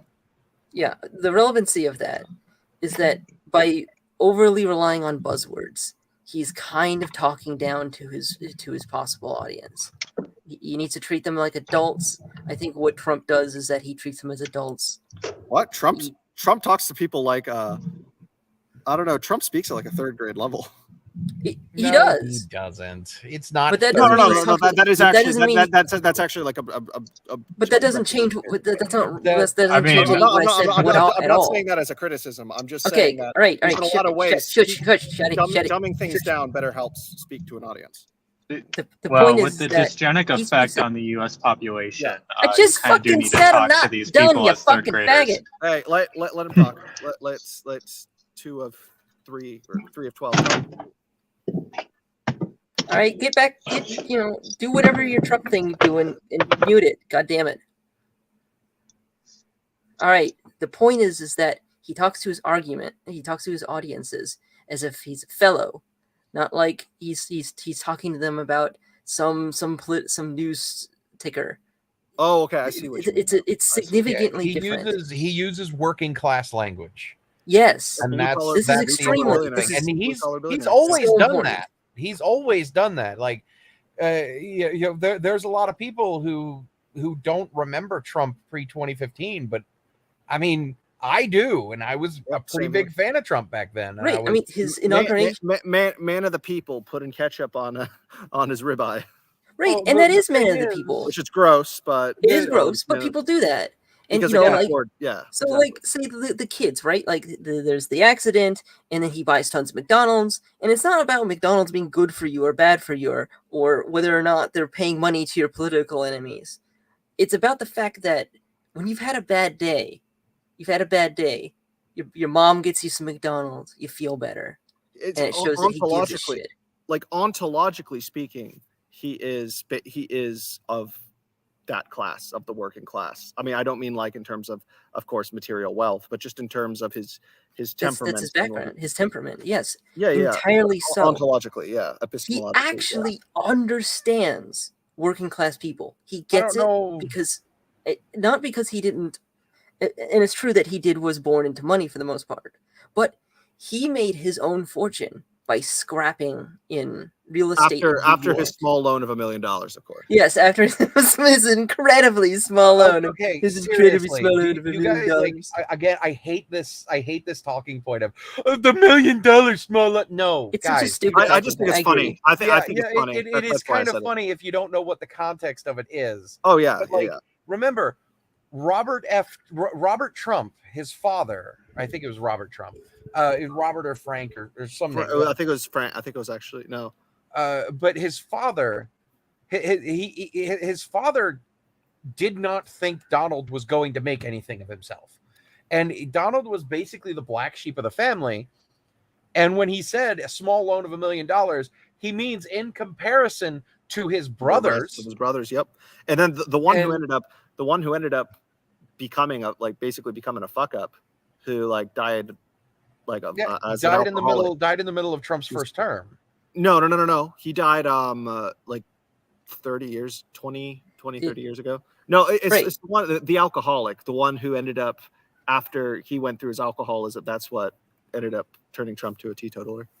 Right, but he was the one who was expected to take over the family business originally. But yeah, but the thing is that my point is, when you say things like, well, Donald Trump has never touched a sip of alcohol, and people are like, oh, bullshit. There's no way that. No, it's because he saw the effects of alcohol on his father and his brothers.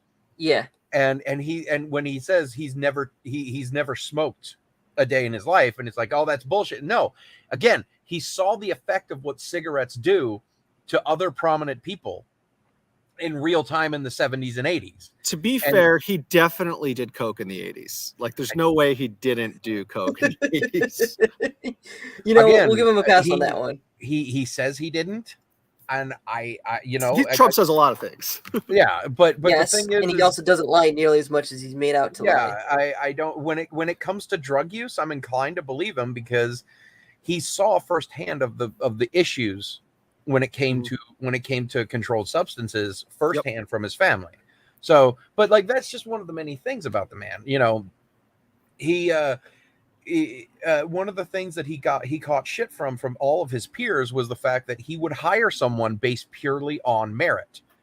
He didn't factor in race, he didn't factor in religion, he didn't factor in sex. There's definitely some nepotism. There's definitely, I think, some nepotism there. It was nepotism.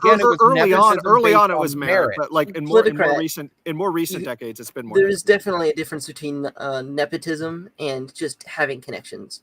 Honestly, I'm actually pro nepotism. I don't think that there's. I mean, as long as the person that you don't have to go that far, man. No.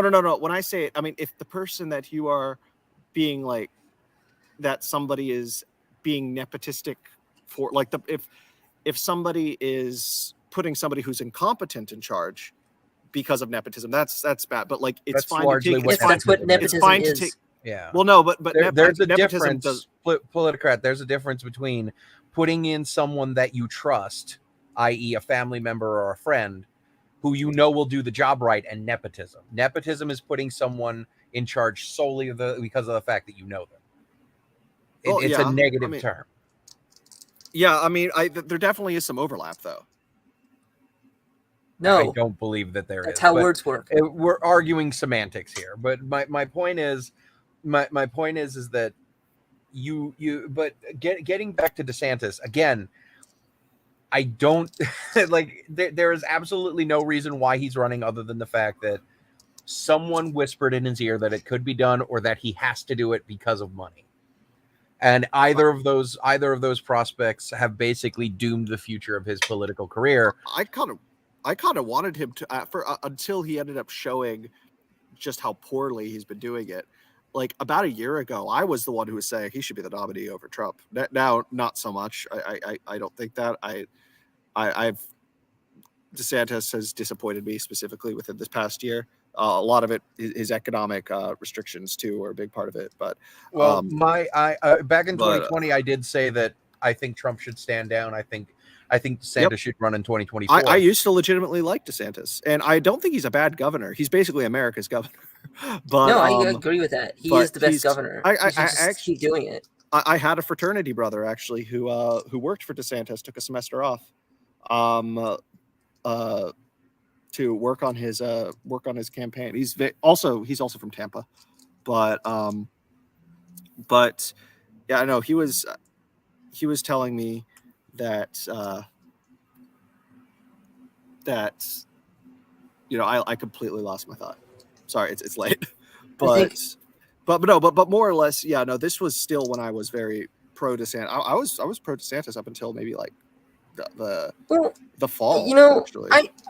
I'm a reasonable guy. I'm still pro DeSantis in my own way. I think he's pro being a good governor. So the thing is, shut the fuck up until 2028. He works better as governor than he would as president. I would probably. And I'm concerned because I just have this like sneaking feeling that he might have some George Bushy foreign policy positions. Yeah, there's a lot of people wonder if he's controlled opposition. Yeah, the Lincoln Project, which is controlled opposition, or not even controlled opposition. It's just blatantly. It's just it's just opposition, a proxy opposition within quote unquote conservative politics. But even they're back in DeSantis now. DeSantis is their guy. But is there anything else we have left to say about him, really, or should we move on? We still have several. I am hesitant to lambast someone and demean someone based on who supports them. So I'm not going to factor that in because if that was the case, then Donald Trump's evil because Stormfront and the Ku Klux Klan support him, and it's like, no, that's. Well, by that same logic, you should say the same thing about Biden because a certain Mr. Richard Spencer, exactly, is now just a racist liberal. Who's pro-segregation. Federal Agent Spencer. Spencer was always a racist liberal. Yeah, that's just always been his platform. But anyway, anything left to say about DeSantis, or should we move on?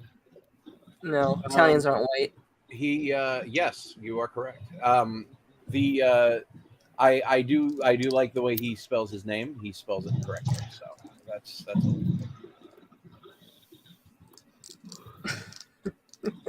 all right. Next up. What? This she's an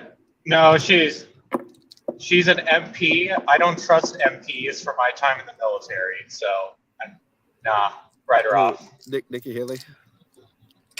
Yeah, because she's a military police. She's an Army military police officer. Like, so I naturally do not trust MPs with a passion. Just from my time. You wouldn't trust you wouldn't trust Jack Reacher? No. He's no. a Fed. No MPs. I do not trust them. They are the ultimate. Let's just say they will stab you in the back to fill their quota. They're also soldiers that they are. They're also the only ones in like the U.S. who are permitted to carry sawed-off shotguns. Are you serious? Yeah. Imagine being in the military that's and the irrelevant because their job is to like on the beaches of Normandy, the MPs that were put into the boats with the infantry.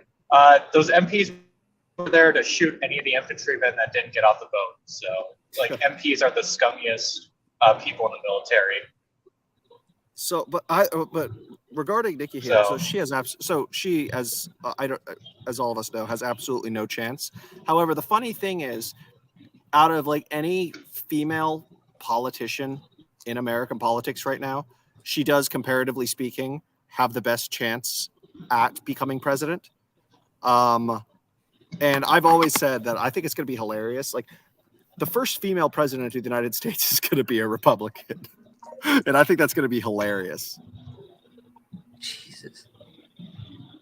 But I'm not saying it's her, but because again, she has absolutely no chance. But I feel like she's just making it it's like she feels it's like obligatory for her. It's not necessarily that she thinks she's going to win. It's just... The first woman elected president of the United States was going to be a woman who's fuckable. Tulsi Gabbard was objectively the hottest person to ever run for president. I hate to say it, but yes. She's a bit of a MILF, yeah. All that being said, Nikki Haley is very obvious. You want to talk about controlled opposition? Oh, absolutely. Yeah, absolutely. The only reason why anybody knows her name is because she talked shit about Russia during the Crimean invasion. No, it is our duty to continue to support Ukraine, guys. We need to do it. Okay, we got it. More billions of dollars into Ukraine. What's that, Nikki? I can't hear you over the people screaming about food and gas prices. Is anybody else have anything to say about her? Yeah, nothing palatable. I don't even know much about this guy. I call him Brahmin Swami. Yeah, Vivek Ramaswamy. I know a little bit about him. I actually kind of like him because because just like every Indian American, his family were Brahmins who moved here. That's why I call him Brahmin Swami. Yeah, he's weird. Like, I know Styx Hexenhammer likes him. He doesn't support him, but like he's an interesting case because he doesn't really fit in with. I don't know. Maybe we need the priest caste to whip this country into shape. He is the definitionally speaking, he is the Aryan of the race. Well, there's a little bit of background you should know about him, right? So he is descended by the owners of a bank. His family's super fucking rich. But I think the cut of his jib is really quite good. He does not think he's going to be the Republican nominee. He's trying to put his name out there for a cabinet position. I saw him in an interview with Jordan Peterson, and he made himself seem quite amicable. He seems to agree with Trump on a lot of things. He thinks for DeSantis, He thinks Ron DeSantis is a bit of a copycat of Trump. Oh, copycat! I think of course, everyone's that's pretty much the tune of the Republican Party these days. He's got a few, right? You can't basically succeed in Republican politics without at least. No, I entirely agree. I think any Republican that wants to run as like the MAGA candidate in their state should do like the business school hand motions. They should all do that because there's all sorts of statistics and studies that show that it works. We should be abusing the shit out of science in order to win elections. Trust the science, guys. Trust the real science. Yeah. Yes, I agree. Full eugenics. We're gonna physiognomy check everybody in the United States. Okay, guys. I'm sure you met David, you met librarian Jim Rat, right? When you came and visited Kilhoun. I believe so. I have to be reminded on which guy it was. Other Army guy. Or the Marine. The Marine. Okay, Marines are usually better than Army guys. I'm just saying. I'm probably gonna. You're gonna start that shit. I'm probably going to have to delete this part because I like quasi. I guess I. Get private. You didn't really. I was saying I'm saying physiognomy check though. That's like his he's the one person I know who would like unironically support that as policy. Yes, I totally unironically support physiology checks. I also support the bringing back the eugenics program. So, Brahman Swami, is there really anything anybody wants to say? I like him. Yeah, I think Yeah. he's going to do well. I think he's going to do well. Very similar opinion to DeSantis. I like everything he says mainly because everything he's saying is from the Trump playbook. So why are you running? Fair. I like him because he's a Brahmin. That's about it. That's pretty much my my view on Ramaswamy, which is just like, dude, you're great. You're going to do great in 2028. You're going to do great in 2026. Why are you running for president now? Yeah, I think he should run for governor or something. At least Ramaswamy is not bashing Trump. He's not doing that. And speaking of why are you running for president, we have I forget the his token name. black guy. The nigger. What is his name again? I'm not scared to say it. I don't know who guy is. No, Scott. Scott, is it? The only black Scott guy running right now of any worth is Larry Elder. So I don't know. Well, hold on, we're getting there. Larry Elder for vice president. Not Rick Scott. What is it? That's Do not talk about Voldemort in my presence, please. No, Tim Scott. Tim Scott. That's right. I don't even know what he is. I think he seems like he just seems like a Bush era establishment guy. I know very little about him. All I know is he's basically just one of the other anti-Trump. Like not even like because you have like two kinds of really. There are three kinds of candidates. There are three kind of candidates right now. There are the pro-Trump candidates, of course, which is just Trump.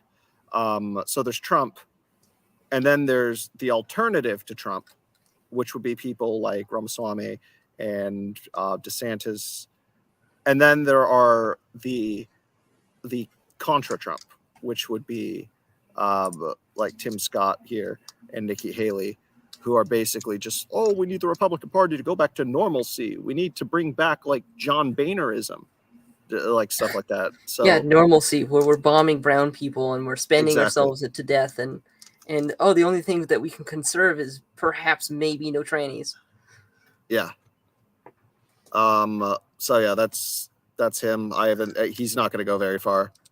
But next, why even try? Why even waste? We have the black face of white supremacy himself, Larry Elder. Yeah, this is a guy that if Trump wasn't running, this is who I'd vote for.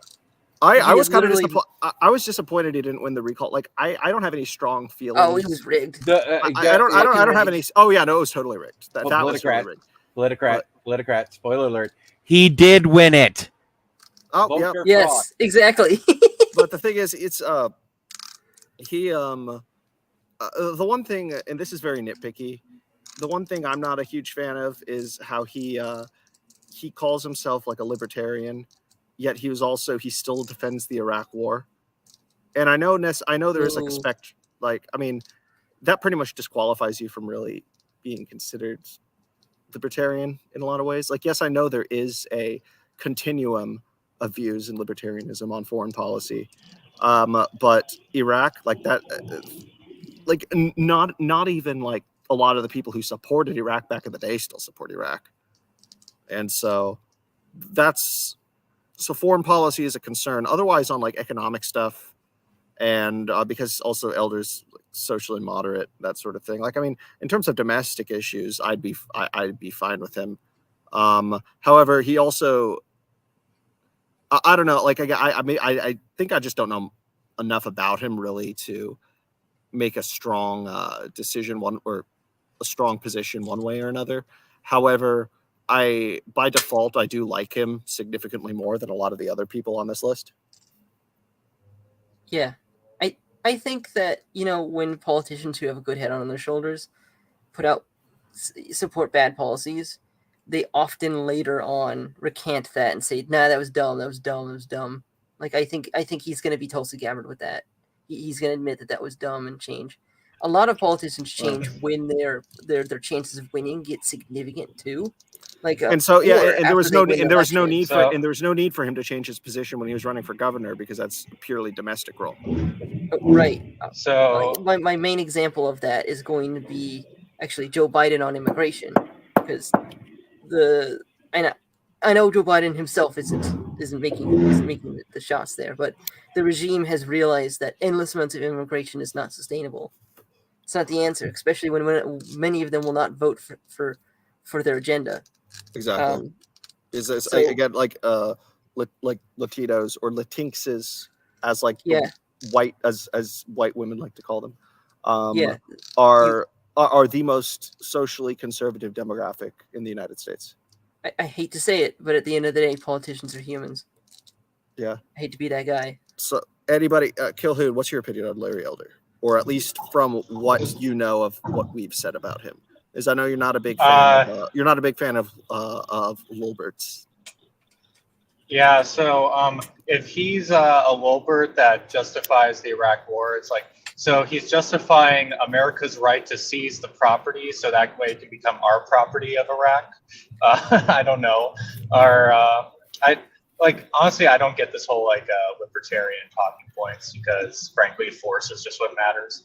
Like, it reminds me of what George said when we did the review of Dave Rubin's book in quotation marks, where he said, "Yeah, no, if you're a libertarian, you might as well just support the American empire." I disagree, but yeah. I see what George. I see what George don't is going support for. it. I'm an objectivist. I don't. The American empire is the liberal empire, so I don't get why libertarians. It's the globalist empire. And it's still a liberal empire. And libertarians are the arch liberals of the world. Yes, so, the real ones. Yeah. If you mean liberal as an English classical liberal, yes. I lump, because America is a liberal nation. The founding fathers were a bunch of dirty liberals, and all American politics is just different schools of liberalism.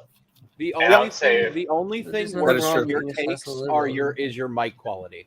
Anyway, the point if you want to get into the minutia of the Iraq War, we can, but I do not care. The Iraq War is so far down on my priority list. It is a subterranean.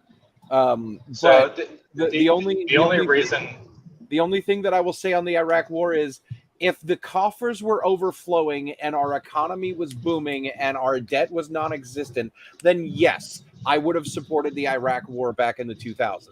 But none of those things were true. We had no business over there, so it was useless. The only thing that it did was it put money that could have gone into the hands of, I don't know, say the average working American. Jesus Christ.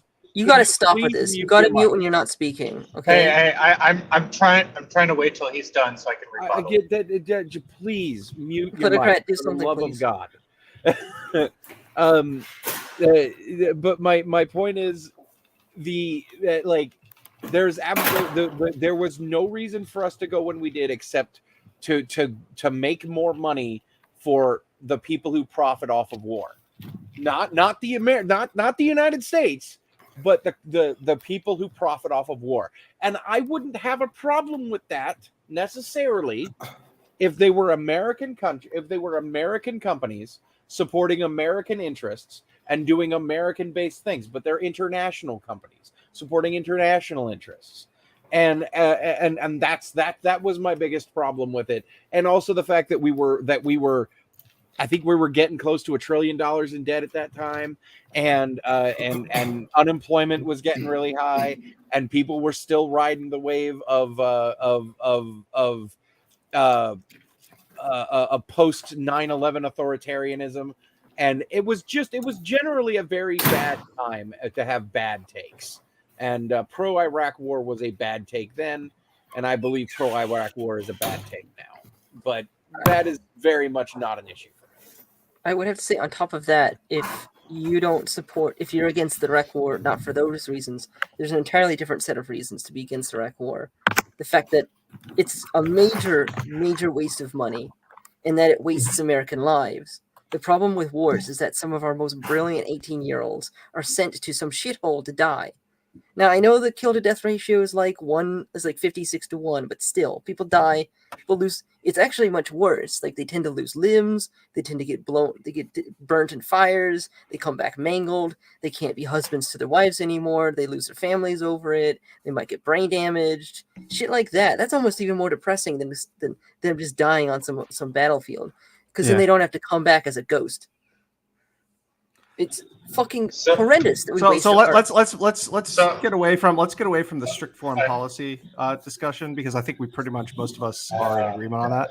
But Elder himself, one of the things that kind of concerns me about his viability is that, and then again, you could also make the opposite argument, because of course Trump had no prior experience with politics, but I don't know, he's more of a pundit, and there's just something kind of concerning about the idea of a pundit, even if it's a really good pundit, of entering politics. Like, I feel like those are two completely different realms that should be kept apart. That's just probably me and my own biases, but I at least, and maybe this is just me being a little old fashioned, but I generally tend to like candidates who have at least a little bit of political experience.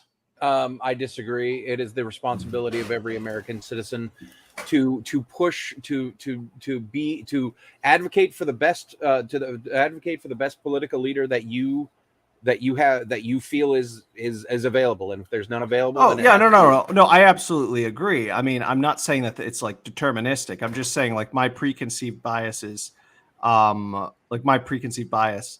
is that I would prefer that they have prior political experience.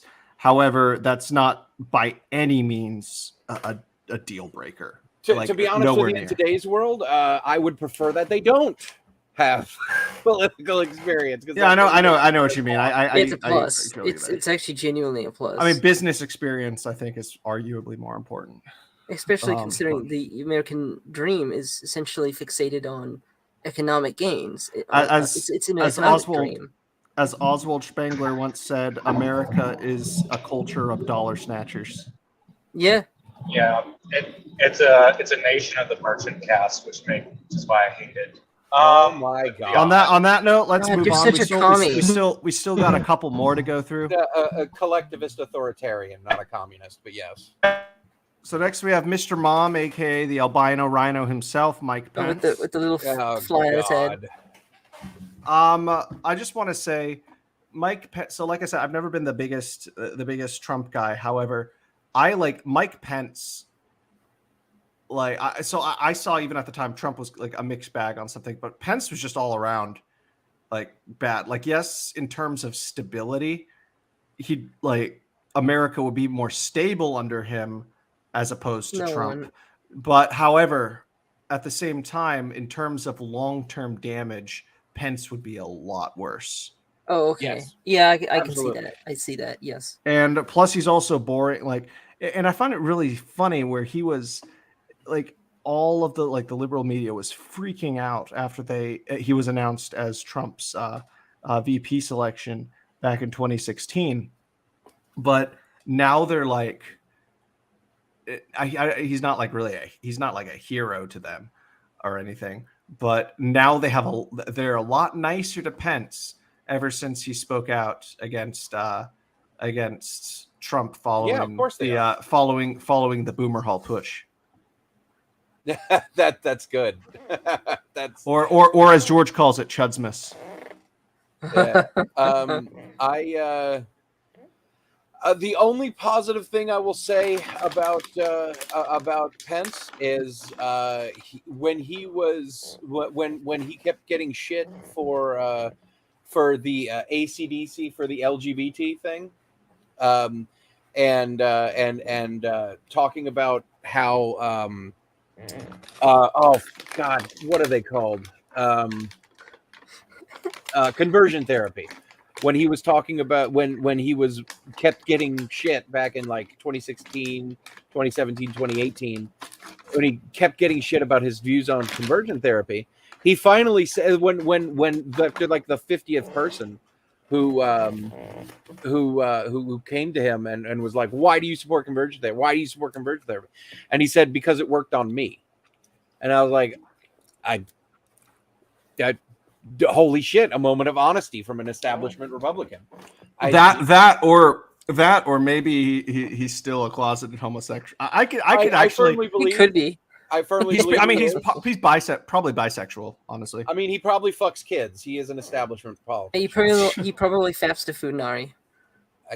Thank you, 3. Jesus Christ. All right, so can we all agree that Mike Pence or Mr. Mom here, he has absolutely no chance. His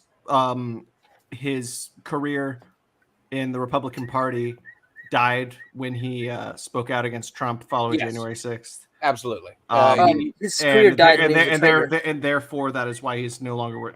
We should just. He is very much. He is an also ran. He is going to be. I would love to see a debate between him and Trump. It is going to be very fun if they take the debate stage together to see that.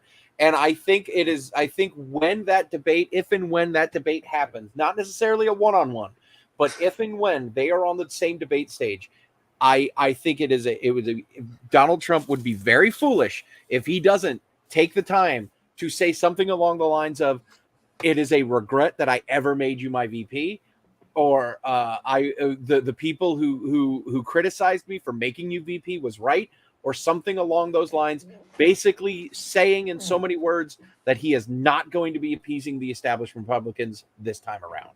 It would be a very good move on his part to do that. Even if he doesn't take the debate stage with Pence, he really should make that clear.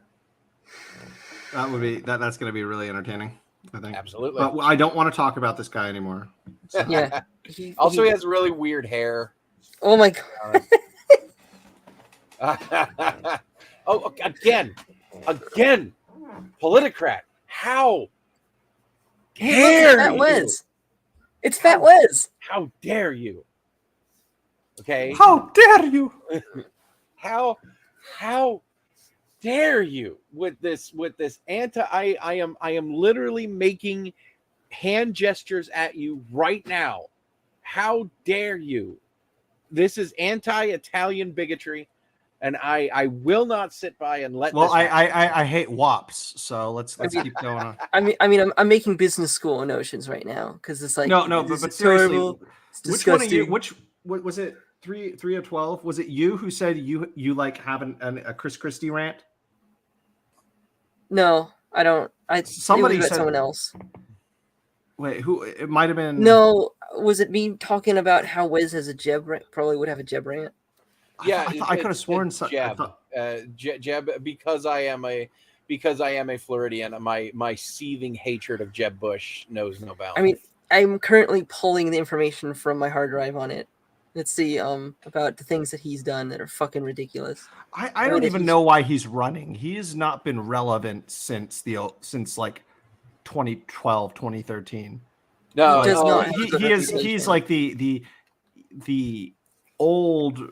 He's basically one of the last vestiges of the like the Romney Republican Party. And there was a time when he was based. There was a time. Chris Christie was okay. I mean, honestly, I don't. He ended up driving the mob out of New Jersey, which part of me and as somebody who wrote an essay called "In Defense of Organized Crime," I'm going to criticize him on. I say that half jokingly, but first of all, if you think the mob is out of New Jersey or New York, you fucking idiot. It's all performative.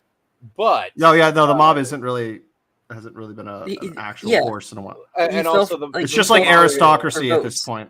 Cultural. Also, the mafia he did it for votes. So. They staged it for votes, and when in reality he paid them, behind the scenes, and it makes everybody look good. Well, he basically tried to do what Giuliani legitimately did. Giuliani was a fantastic mayor.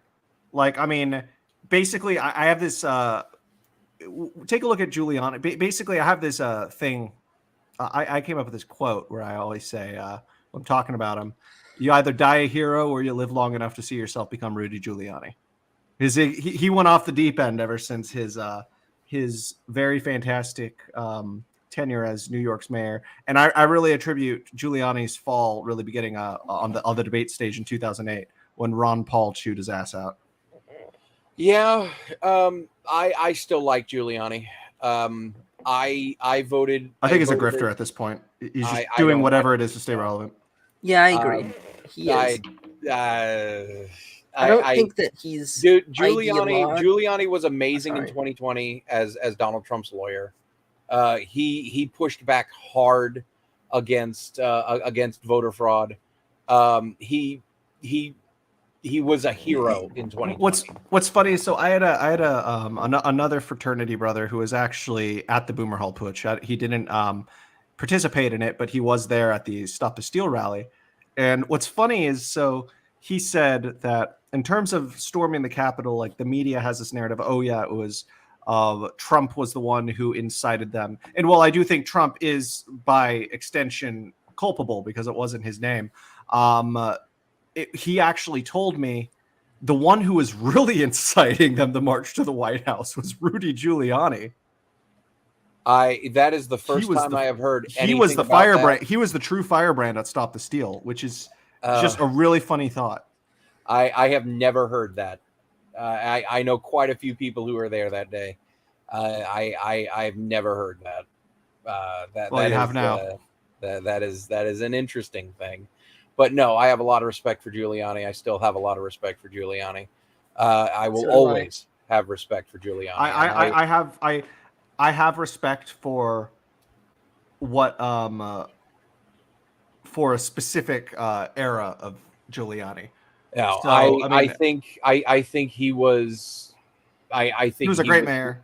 Yeah, he was right on the money in 2020, just like he was right on the money in the 90s.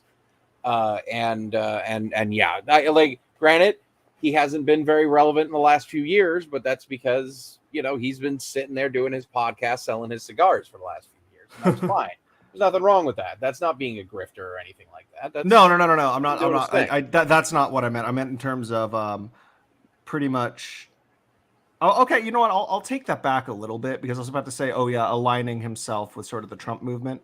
But at the same time, he and Trump have been friends for decades. So, yeah, I mean, yeah, I'm not surprised. Exactly. So I retract what. But no, he was the meeting he did concerning voter fraud in Philadelphia was the first time that anyone had the balls to say that in public in Philadelphia, and people have been talking about voter fraud concerning major cities for over a decade, but it was the first time that he sat and looked those people in the eyes and said, you stole this fucking election and I'm going to prove it.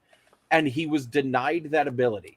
That's the worst part. We need to remember too, that the gentleman we are looking at right now is not Rudy Giuliani and is in fact Chris Christie, which is what we're looking at. We're looking at a Democrat right now. Yeah, absolutely. This man is a bought and paid for Democrat. He's kind of like Romney. Yeah, exactly. There is no, I try my best to talk about the positives when it comes to people, but there's nothing redeeming about Chris Christie. I think the one person who I'd argue is worse is Ted Cruz, but that is a completely separate conversation. I would not. Ted Cruz is the definition of falling upward. I think even when he tries to, it's funny. It's even even when he goes back on some of his things and decides to go woke like he did recently with his pride. He didn't try to go woke. He fell for the fucking. He fell for the trap. Hold on. Let me finish what I'm saying. So it's it makes, even as somebody who's moderate on social views, it still makes me respect him even less. Of course you should. He fell for the trap. Yeah, I don't. I think at least Ted Cruz tries. Yeah, that's the thing that I want to end. Yeah, he just failed. We need to stop being so fucking hard on Ted Cruz. Because Yeah. at least he's supporting the right but it's people. fun. But it's also fun to be hard on Ted Cruz. See, the thing Because is, he's just so unlikable. Because Is he's it? just I so don't like unlikable. bullies. I tangentially agree with you. He is like okay. Literally, he is so unlikable. Like none of his colleagues have ever had anything good to say about him. At least publicly. Like I don't care what his colleagues think of him. One of my favorites, and mind you, I hate Lindsey Graham. Probably almost as much as I dislike Ted Lindsey Cruz. Graham. But Lindsey Graham actually. So Lindsey Graham had one of the said one of the funniest things when he was asked about Ted Cruz. He said, if somebody went on the Senate floor and shot Ted Cruz, and the trial was held on the Senate floor, nobody would get convicted. Yeah, and Lindsey Graham is a born-in-the-wool fucking globalist uniparty piece of shit. Yeah, exactly. You should hate Lindsey Graham 10 times more than you hate Ted Cruz. Yeah, you should hate Lindsey Graham 10 times as much. I have, like, on the list of problems in the Republican Party, Ted Cruz is significantly lower than about. Oh no, I agree. I agree. I feel like I have to explain myself. But as a person, I'm just saying, like, but as a person, he is one of the more yes, he's extremely unlike anybody who at least that is like universally accepted by most people. I don't care what other people think. Like we're having a discussion between you and me. What is this appealing to the crowd shit? Wes Wyleven. Not appealing to the crowd. I'm just saying that like the general consensus, like most people who have, I'm not even going to say it. I was just trying to convey the point that he's most people do not like him. I'm not. I'm not. He's not a very He's not a very personable person. I feel like I got to explain this because I'm very Louis Laval pilled on these things. Anybody who is occupying that seat and isn't woke is good. Yeah. The fact that he's actually fighting for the right people means that you should give him a goddamn medal. He's doing the right thing. I'll give him a pat on the back when he's useful, and sometimes he can be useful. And he is often useful. Think about how much worse it could be. I mean, Chris Christie's worse than him. I'd say they're about on the same. I'd say they're about on the same level, but no, they're not. Because Chris Christie is never Trumper. Well, actually, okay. To be fair, it depends on how you quantify in politics. Who's worse? Bad to worse. If you do it on the basis of party and ideology, or if you do it on like more microscopic specific issues, that's how I tend to do it. I tend not to associate. I get that Ted Cruz is a sort of like flow with the wind, go by the wind sort of guy. He's just a smarmy guy. Smarmy. Some people are smarmy. Yeah, but anyway, we're not talking about Ted Cruz. So, no, I think this conversation, talking about Ted Cruz, talking about Lindsey Graham, talking about Rudy Giuliani, I think all of the fact that we've been talking about all of them really just goes to show how irrelevant Chris Christie is. Yeah, that is the best commentary we could have about Chris Christie. It's meta commentary, basically. Because Ted Cruz ran for president as well, and I bet he had higher chances. Oh, he definitely has higher chances. He did have higher chances. He was like, what, fourth? Third? Second? So he was third, behind Trump and Kasich. Right, and then Rubio was somewhere in there. And Rubio you know what? There was dropped a time out right before. Yeah.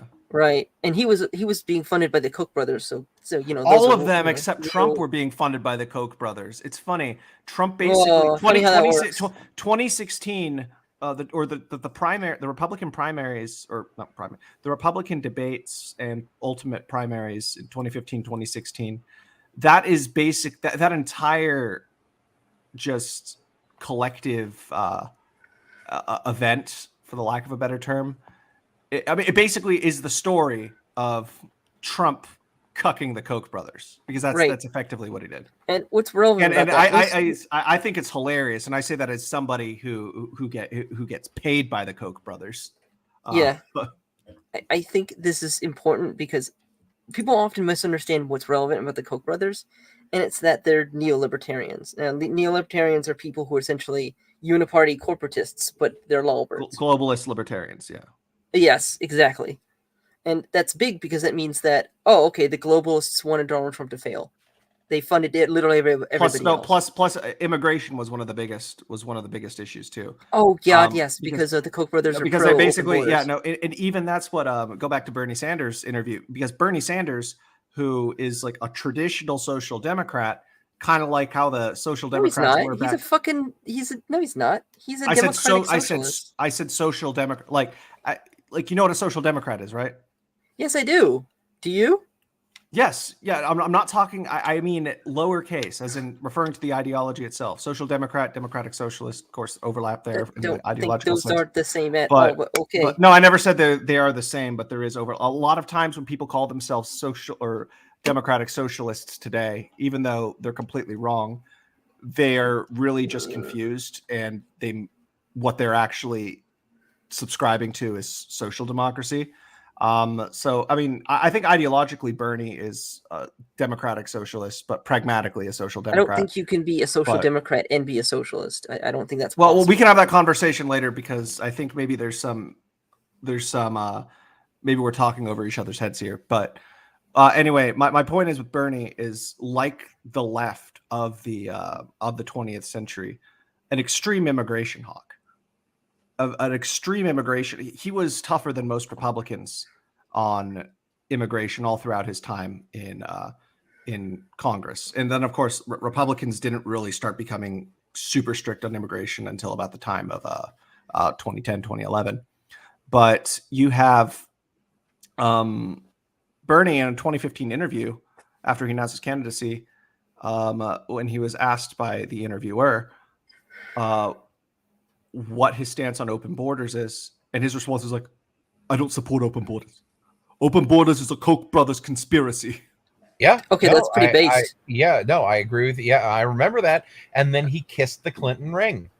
And yes, and then he lost all. And then Chinese money bought a whole shitload of his books. He bought a third house, and now look at where he is. Now he used to talk about the millionaires and the billionaires, and then but now he just talks about the billionaires. Yeah.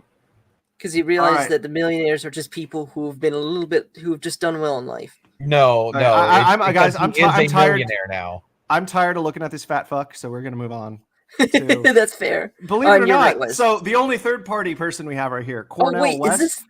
Is this the guy who said like the rent is too damn high, or am I thinking of someone else? No, that's someone else. Cornel West is one of the only like major like leftist public figures who I actually respect. He's the one. He was basically. Imagine if someone like Jesse Jackson or Al Sharpton wasn't a complete morally bankrupted grifter. Like basically somebody who was actually there at the civil rights movement but didn't sell out. Like I think he's still race grifts. He does, but I think he's definitely more of a true believer. And those things. Plus he's like, I've seen him on in like interviews and stuff, even with people he completely disagrees with. He seems really nice. He seems like a really nice guy. He always calls them brother. And he's nice. He just wants your money. No. I'm just saying it was funny, like a very wholesome interview when Tucker Carlson had him on, and he just called him Brother Tucker, and they were talking about religion and stuff like that. Okay, that sounds chill. And then he went on Joe Rogan a couple times. Like he is a democratic socialist, like a bona fide democratic socialist. Oh, okay, then he is a piece of shit. No, well, but I mean, he's he not wants like your money. He doesn't want. But he wants to steal from you. But he also opposes reparations, which is interesting. It's interesting, but but I don't know. He's more of like a, I don't know, like think of like a ML. I mean, and I'm not the biggest MLK fan. I'm more of a I'm far more partial towards Malcolm X. But God, Malcolm X fucking based. What's wrong with you? Malcolm X was based as fuck. Malcolm X. No. Malcolm X was a follower of the Nation of Islam. Well, no, he renounced it, dude. Malcolm. Okay, X, so hold on. Malcolm X is his ideology is closest to anarcho-capitalism. Politicrat. Do you mean post Nation of Islam, Malcolm? Post Nation of Islam. Yes. Okay, because that was like a couple of years of his life before he was assassinated. Like, yeah, but that was before he really started with his most of his most prolific stuff happened after when most people say I follow Malcolm X, they mean during his Nation of Islam days, because that's when the overwhelming majority of the sound bites and of the stuff surrounding Malcolm X came out and was done. Yeah, so, Malcolm X completely denounced all that stuff. Yes, he did. And then he was believe it or not, do you know what Malcolm X's favorite book was? He read it in prison. I mean, who cares? Yeah, I don't really follow Malcolm X all that much because I was going to say, why should I care? Like, there's so many better people to care about. I mean, The Decline of the West is a great book, so I mean, I think it's worth noting. It's great. He can read it and enjoy it, but he could probably still entirely misrepresent it. Yeah, no, I mean, either way, that's beside the. But I'm not a big fan of racial supremacists, so no. But so with regards to Cornel West, though, like again, I would never vote for him, but I mean, but there could be worse third-party candidates. I think he's running on like the People's Party, which was that thing that was like astroturfed by Jimmy Dore. Yeah, it's he is yet another racial politician, and I don't have very much high opinion on them. So I definitely see what again, I don't agree with him, but I definitely have always seen him as being far more thoughtful than a lot of the other race grifters. Why the fuck are we talking about this guy? He's irrelevant. He is. He's not going to win. In a field of wet shit, he is a pile that doesn't smell as bad. Okay. So those are the 12. There are several more whose names I've never even heard of, which obviously means they're not going to be successful. But yeah, no, those are the ones. Those are the major ones. And I feel there's definitely going to be more that are going to announce within the coming months. But part of me is surprised that there hasn't been at least one debate yet, because I remember the very first Democratic debate was as early as like May or June of 2019. Yeah. I think the phenomenon of social media, social media is a big part of that. People are getting their debate fixes on social media now. Yeah, I'd say YouTube is big on that too, because the fact that so many of these people who are relevant within politics have their own YouTube channels, like the fact that like me, like the Politicrat. Yes, like you, the Politicrat. Just like me, yes. But I meant like big just channel, like me for real. Yes, just like me as well. I have YouTube. Yeah, I'm sure I'll have Mr. Vaswamy himself on my channel, I'm sure. But the point I'm making though is that the debates aren't happening on TV anymore. They're happening on YouTube. Jordan Peterson will have someone literally had him on, and that's how I know about him. My dad had to tell me about him before I knew who he was. I just didn't know who the fuck he was, and didn't mean anything to me. But once people become big names, like, oh, okay, well, what do they believe? Well, get them on a few YouTube shows, and they can tell you. Mm-hmm. So either way, I mean, the whole point of this stream was really just I guess to serve as a prelude to a bunch of other streams that I know we're going to have in the future, tackling far more specific issues pertaining to this election cycle, which is being ramped up. So I don't know. I know this was really just a broad overview. This stream juxtaposed with a bunch of different fun tangents, which is actually not uncommon for the political Pigpen. But yeah, no, I think we covered some useful ground here, and I think some of our disagreements, and this refers to the other three who were here but had to leave as well, or the other two who left as well. It really, I don't know. I think we kind of have a better idea now of like where we do stand, even though we're kind of like basically in the same place, on the same side, quote unquote. I don't know. I guess it does highlight, this stream did highlight the areas in which we disagree in multiple areas. So I think Wes and I are more distinctly distant right than you. Yeah. Hey, now don't go insulting me like that. also depends on it depends on the issue. For me, like, I mean, my politics are very syncretic, so like I take it on a case by case, issue by issue basis. Like there are some issues that I am extremely far right on, and then there are some issues that not as extremely, but that are generally associated with the left. However, broadly culturally conservative, socially moderate, and economically libertarian. No, I actually have. This is my first time talking to you, my dude. But I would be interested in hanging out with you a few more times, kind of hammering some things out, and to your not hammering out, but like having some talks about some finer things, like absolutely. Like one I like to make jokes and poke fun and enjoy the memes, but I also like to have actual real discussions. And this was a good one. And to your point concerning the disagreements, this is what debate and conversation used to be, which is we all agree on the basics, on the fundamental values that the United States and the West was founded on, and we go from there. Exactly. First principles. Yeah. Because if you don't have those, then there's no conversation to be had. Mm-hmm. You know, that is largely the problem in today's world. Is you have authoritarian collectivists who have lied, cheated, and stolen their way into positions of power, and they need to be rooted out. And that's the big thing. And you're already starting to see it. You are starting to see it, which is why I'll try my best to push back against the black pill. So that's just me, though.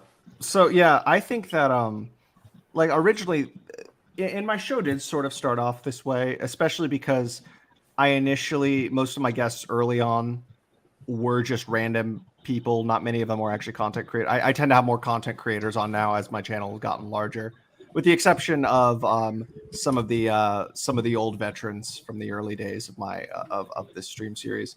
But initially, the entire point was to bring people on representing different ideological persuasions. So people on the left, people on the right, and then debating over the specific topics of the stream itself. However, at this point, and I haven't given up necessarily, I'd love to have a leftist on the panel sometime. However, I have come around. I've been doing this long enough to have finally come around to realize that it's far more difficult to get them to talk to you. Yeah, of course. But they don't want to talk. A number of reasons. Exactly. I mean, unless there are some exceptions. There's LSP, who's more of like a regular liberal. There's Ray Murasami, if she even counts, because she's like a very, very weird leftist. And then you got MAGA communists. What? But oh yeah, I've heard about those. No, but yeah, like, other than that, like, I mean, I would love to have more conversations with left. Yeah, they're only on board with MAGA because they're like Soviet style communists. Like they want it within the country. But the whole thing is that's why politics makes for strange bedfellows. I don't push back against. I don't push back against leftists. I don't push back against Democrats or anything like that. That's why I particularly say collectivist authoritarians. Yep, I like it. That's pretty much my mindset as well. Yeah, I don't even have a problem with social democrats either. Like, you know, I befriended people like Dev when he was still sane enough to function. Yeah, I mean, basically like the entire point of the show, though, Wes, or just the series in general. I mean, if you want to, if you're going to compare it to anything, it's like the weird love child of Real Time with Bill Maher and Unpopular Opinions. However, the reason the political Pigpen is better than Unpopular Opinions is because we don't take ourselves nearly as seriously, and that allows us to have more fun. I used to love. I like AA's show far more. No, I like AA's show too. I mean, I plan on going on at some point when I get the chance. But If John he D ever will invites you. tear you apart. Pardon? Yes, he John D will. would tear you He'll- apart, man. John who? John D. John D. Oh, Yes, John he D, the will. guy, the to- guy from the 16th, the Queen Elizabeth's Queen Elizabeth the First's like alchemist. Not quite alchemist, but like the first secret agent. No, yeah, that's well, he was a lot of things. He was a polymath. Especially since John D's like original, like the stamp that he would put on all of his intel was 007. So Yeah. that's where 007 came from for James Bond. Well, all that, Yeah. all that. Not. But no, but I just want to say it was the joke. I always used to joke that this shows it's basically a 12th rate, unpopular opinion, a 12th rate unpopular opinions. Hey man, then to which I think it was Fair.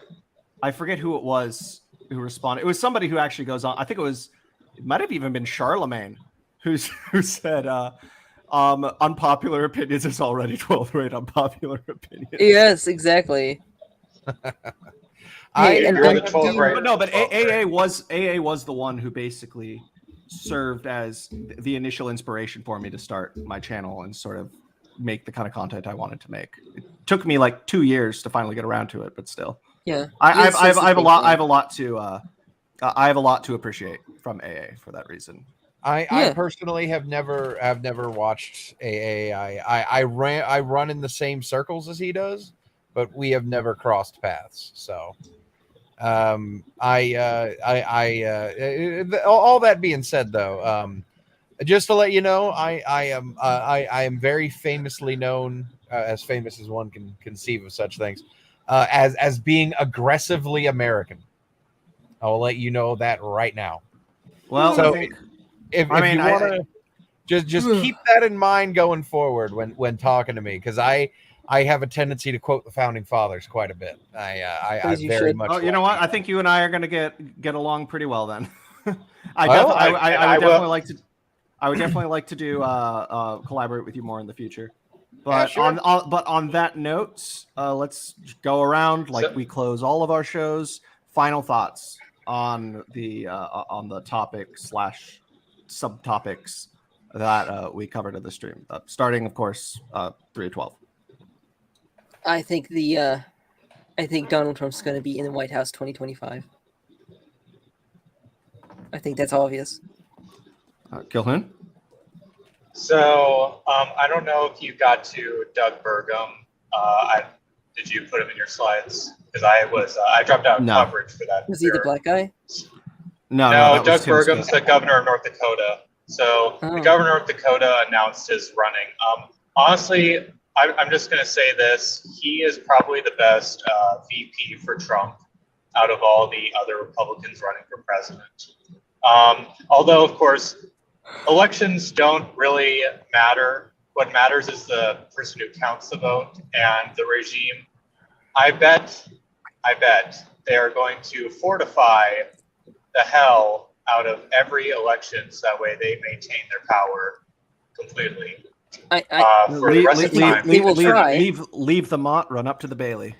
I think they will try, but I think the problem is that they only have so much money, and you can only rig so many things. They can't rig everything. They can only rig things that have been set up to be rigged. So it's only certain counties. The thing is, like, money does assist in a lot of these operations, but also do ideological hacks that don't care about money. And they have a lot of ideological hacks that don't care about money. Remember, and they will actually manipulate the hell election, out of every institution that they can. To actually rig an election, there has to be some sort of sabotage in place. They can't always make that happen. Yeah. We're trying to wrap up here. Let's keep it on the thoughts relevant to the. Well, that's the point of this conversation. We're trying to. Oh, I thought you guys were trying to get back to the election. No, we're not. No, we're talking about how likely it is that they can just rig everything all the time. Oh, okay, never mind. I must not heard the whole thing then. They can't. There's a chance. There's no need to be blackpilled on this. They can't rig it enough. I mean, I'm not blackpilled. I just don't care for democratic processes. I never have, never will. You've made that very, very clear. Yes. I am a staunch, like, constitutional republic kind of guy. The And I am, authoritarians are like vegans. They have to always let you know what they are. I'm a Bertrand de Juvenel reactionary. So I'm a Robert Heinlein capacity libertarian, guys. Starship Troopers. Oh boy, are we going to have some things to talk about? I wrote an entire 40-page essay on why the Starship Trooper system is the best system. I'll share that with you maybe another time. Politicrat. I wrote a 250-page thesis for my senior economics course, that I got college credit for, on what I called Heinleinian socioeconomics. I want to read that at some point. Basically, my goal is because I ended up we can talk about that after. But yeah. Oh boy. But okay, so Kilhoon, did you have anything else to add, or is that it? No, that's it. Also, the accusations of me being a communist. Okay, guys, actually open up a political theory book before you throw around the word communist. Stop being so thin-skinned. Never said communist. I said I said communist, but I don't care because it's banter. And finally, Wes, first of all, how'd you enjoy your maiden visit to the Pigpen?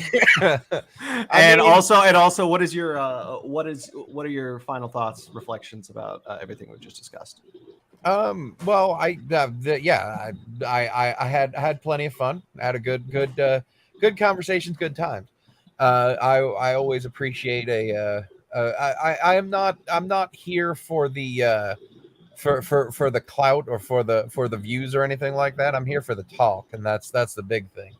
That's why I've gone on shows that have several thousand viewers. I've gone on shows that have 3.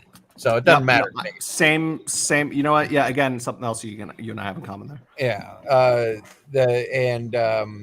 And as far as the 2024 election goes, I do think that that they are going to try to find a way to rig, to create an impetus that will allow them to rig the election. I think they're already trying. If you look at the whole Jordan Neely thing, they are trying to stir up racial. They are trying to stir up racial antagonism yet again because it is an election year. I do think that the most coherent commentary from Darth Kilhoun has been the wind and the traffic sounds. I think that, and also I think I'm glad to give it to you, which we can hear still, by the way. Yes, I'm still. Damn, you guys are going at it tonight. No, I don't have a problem with him. I enjoy banter as well. That's just a bit of banter. Yeah, no, makes it easier. Unless they institute something like COVID that will allow them to dismiss their political enemies on a micro level, on a whim. And I don't think that's going to happen. I don't see anything possible that they could do short of another quote unquote pandemic. I don't see them being able to do it. And this is their last chance. The pendulum is already swinging to the right. It's only a matter of time before they lose power. They should have lost power 15 fucking years ago, but they keep hanging on to it. And I'm not just talking about the Republicans or the Democrats. I'm talking about the uniparty that we bring up so many times. These people have had control, have had unfettered control for almost 20 years now. And they're losing it, and they can't stand it, and they're getting desperate. And that is why 2024 is going to be quite interesting. And that's again, thank you, everybody. Oh, did you have? No, I want to thank chat for being awesome. Oh no, I was just gonna say thanks chat for being awesome, and then most importantly, thanks to the 3 of you and to Damnation, who unfortunately had to leave early, for coming on this evening. Again, as always, enjoyed the discussion, and also I feel like because I haven't had you guys on 3 of 12 and Wes nearly as much before. Wes, of course, this being your first time, definitely learned a lot about each other as these these things typically work. So in a lot of ways, yes, I do think it was productive for a variety of reasons. But anyway, thank you everybody for tuning in. and everybody who is watching this after the fact, please be sure to like, subscribe, and hit the bell. However, I think 312, you had something else. Do you have one? Would you kindly commit sexual assault against the like button? Yes. Would you kindly sodomize the like button and the subscribe button? That would be absolutely fantastic. That is all I want. I am finally over 1,000 subscribers as of 2 weeks ago. Let's make that 2,000 now. But again, so I'm gonna say one last time. Good night, everybody. Thank you for coming on. Good. And